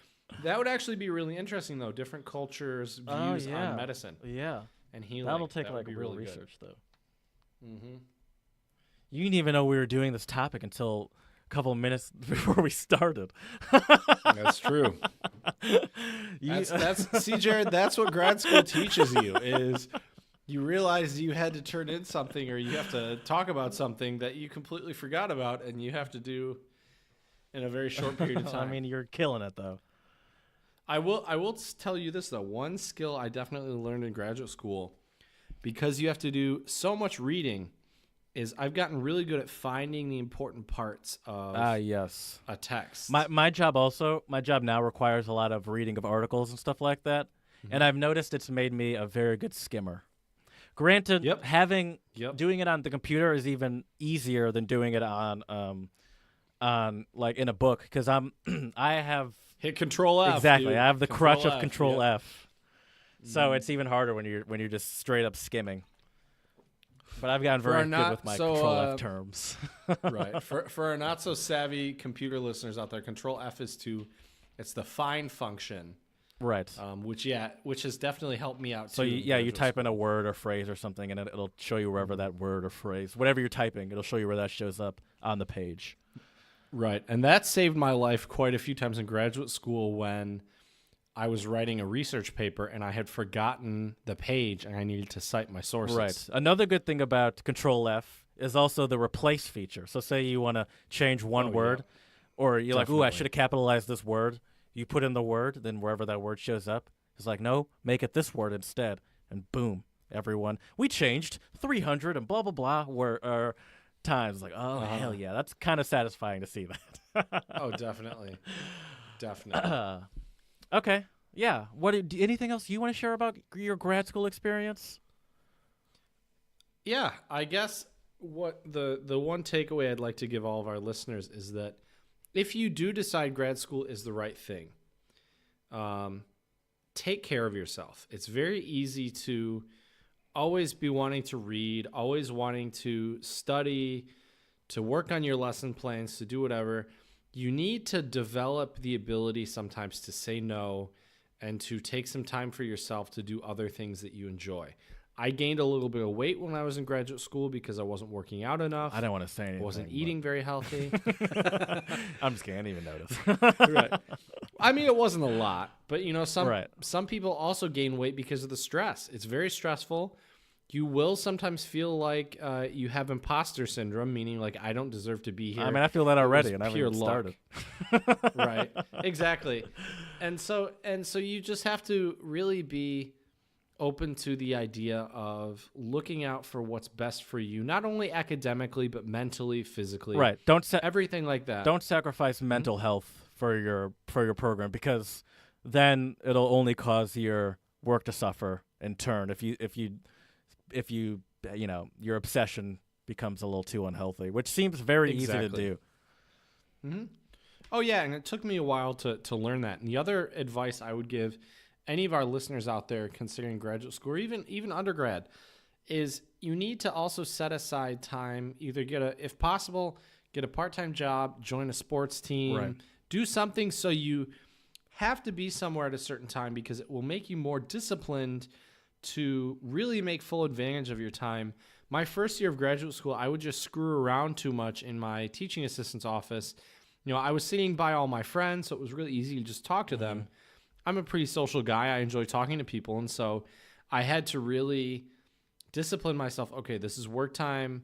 You work hard, then maybe you can reward yourself with like 5-10 minutes of being social. Exactly. Yeah, no, I like you played soccer every Friday, and I think for someone like you, especially who we're talking about how it's easy to get obsessed with the school and forget and not focus enough on your own mental and physical health. Someone like you take your lifting and your exercise very seriously.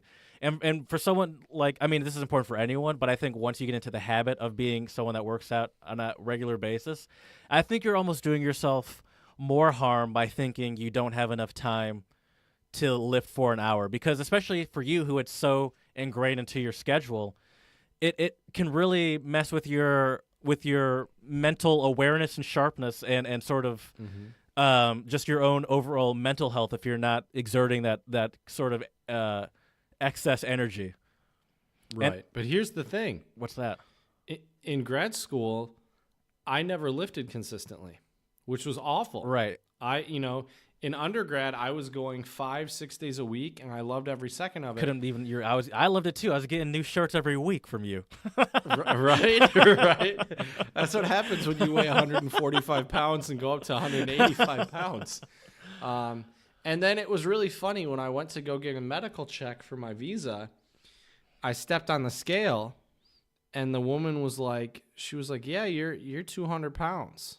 And I had never been 200 pounds in my entire life. Right. Hitting that. So that was kind of like, ooh. So that was kind of a wake-up call. And actually, I need to either buy a scale or find a scale here because I know I've lost some weight because my clothes are fitting a lot more loosely now, especially my pants. But you need to take time to do those things. And that's one thing I really regret is I didn't make time for it. Yeah.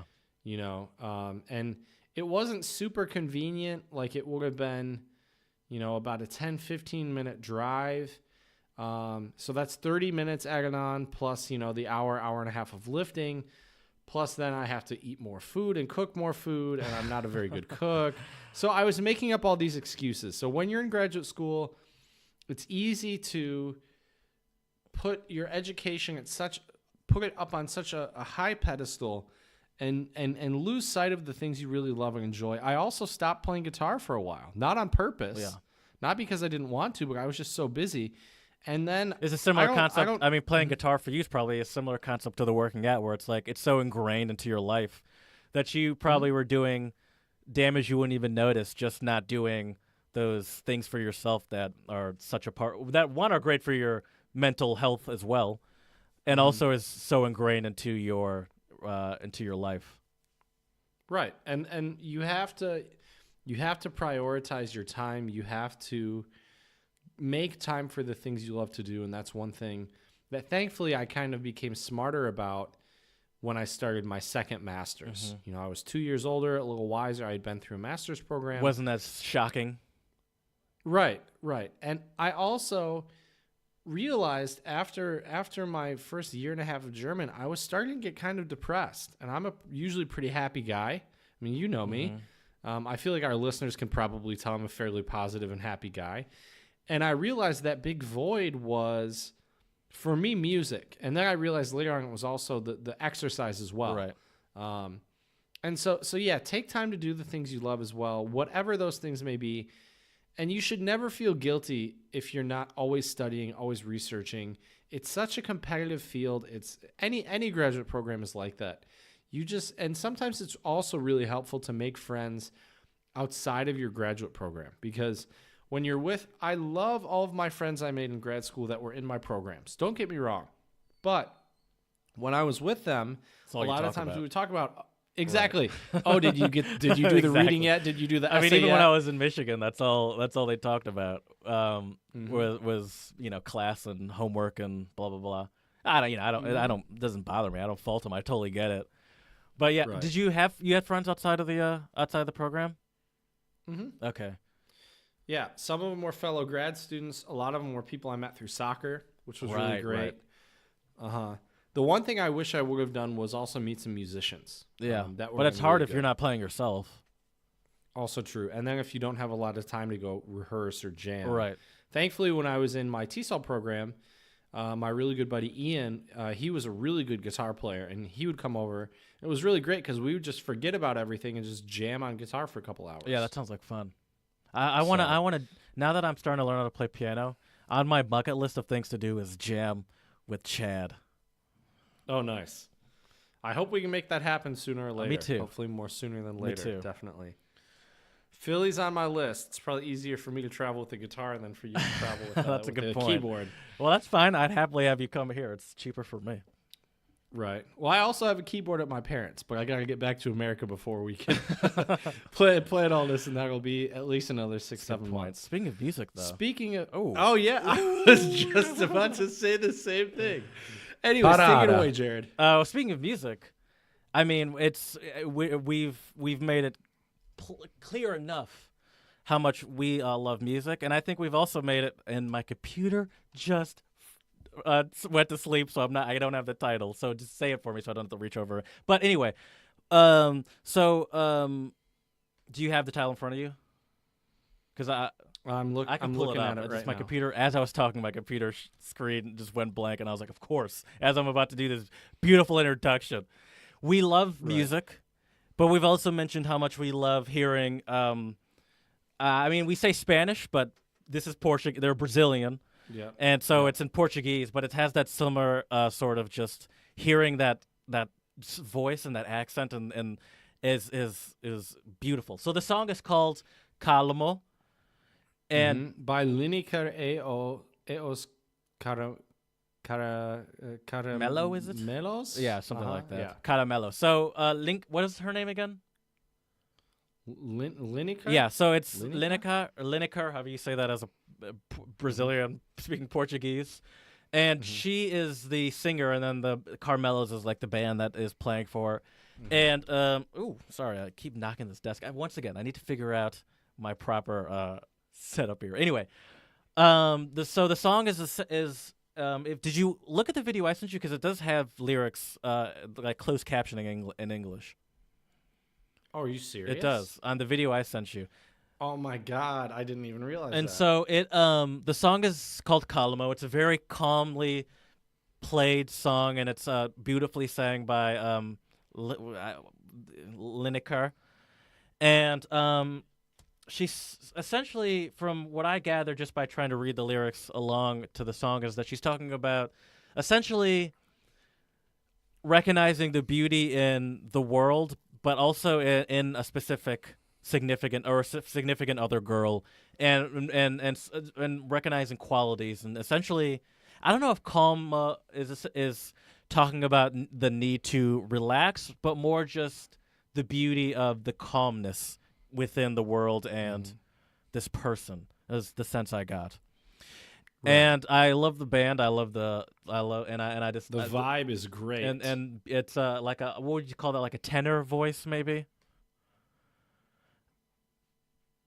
Maybe alto, you'd say. I was thinking.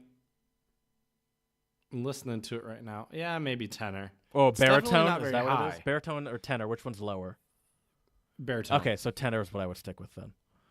Right. But it's just got such a nice vibe to it. Yes. It seems like if you were to if just so you know, calmo means calm down.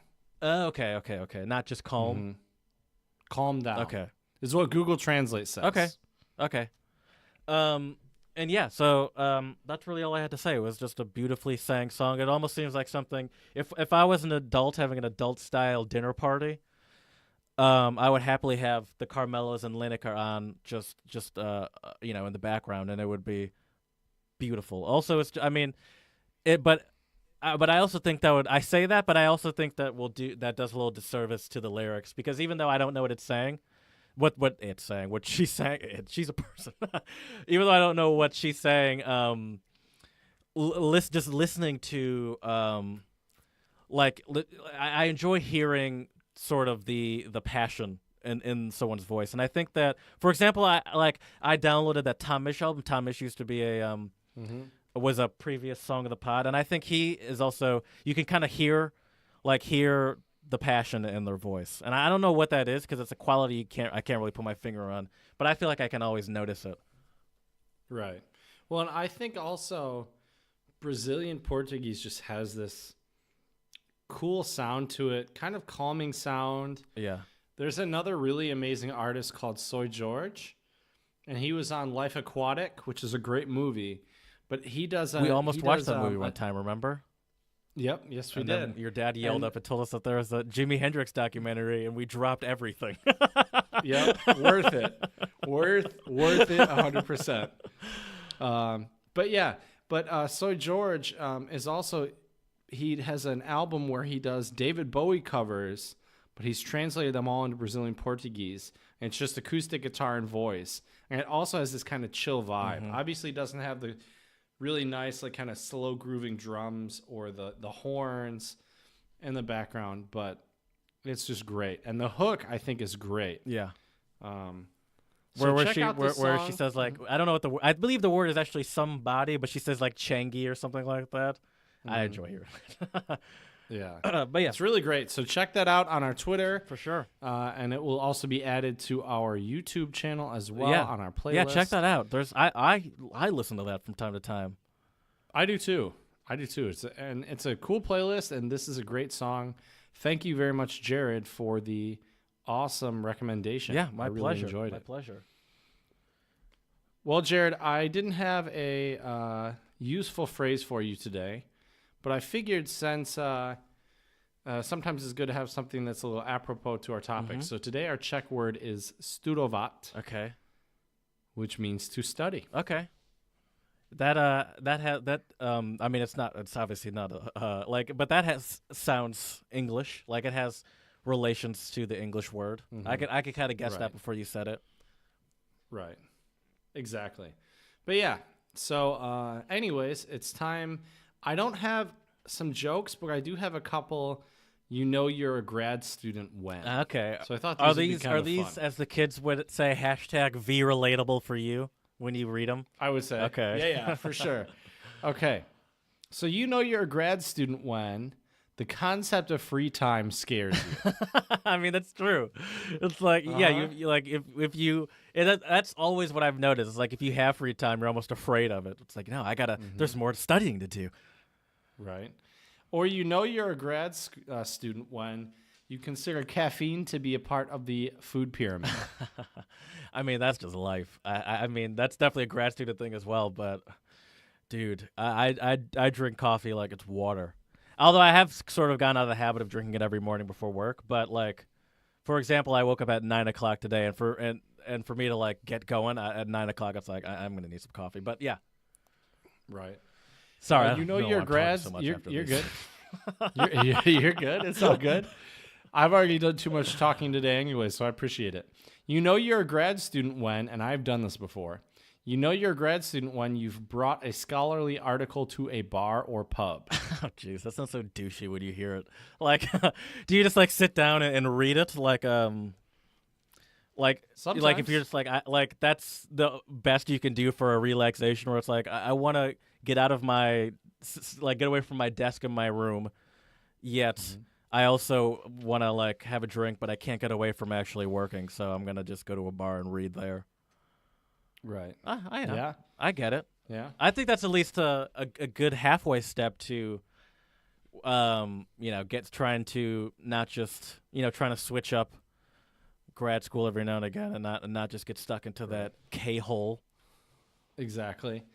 And you know you're a grad student when you have accepted that guilt is an inherent feature of relaxation. Oh, jeez, that sounds awful. I can relax nowadays. Well, it's kind of harder now with podcast and piano, but I can still get down to some guilt-free relaxation pretty easily. Right. And I can too now, but in grad school it was much more difficult. Right, now you're a working man. Exactly. My last one is, you're in grad school when you find yourself explaining to children that you are in the 20th grade. Is that what it is, the 20th grade? Probably somewhere. Well, if you're a PhD student. I guess it could be. 12th grade. College would be 13, 14, 15, 16. Right. So I guess your final year of some 17, programs 18. could be. Like, if they're 4-year programs, so. I was in 18th grade when I was graduating from Germany, and 20th grade with TESOL. So I there guess you that's go. true. Right? And I have a couple other funny ones I want to share. So top 10 lies told by graduate students. Here we go. I'm fine. It has to be number one. Right. Top 10 lies told by graduate students. No, really, I'll be out of the program in just one more year. Number 2, my job prospects look really good. Oh, that's depressing. Or I'll just finish grading and then I'll start writing my dissertation. Oh, God. I'm not even in grad school, and this is almost like just from my time in college, this is giving me like reactions. Right. And then I want to also give you a couple top lies told by teaching assistants. Okay. Because that's a part of graduate school. Also, as well. be relatable for you. Definitely. Number 1, my other class or my other section is so much better prepared than you guys. Have you actually said that to a class? No. Oh, okay. But I you would think never say that. Oh, for sure. Number 2, you can call me anytime. I'm always available. I have definitely said that before. And then regretted it.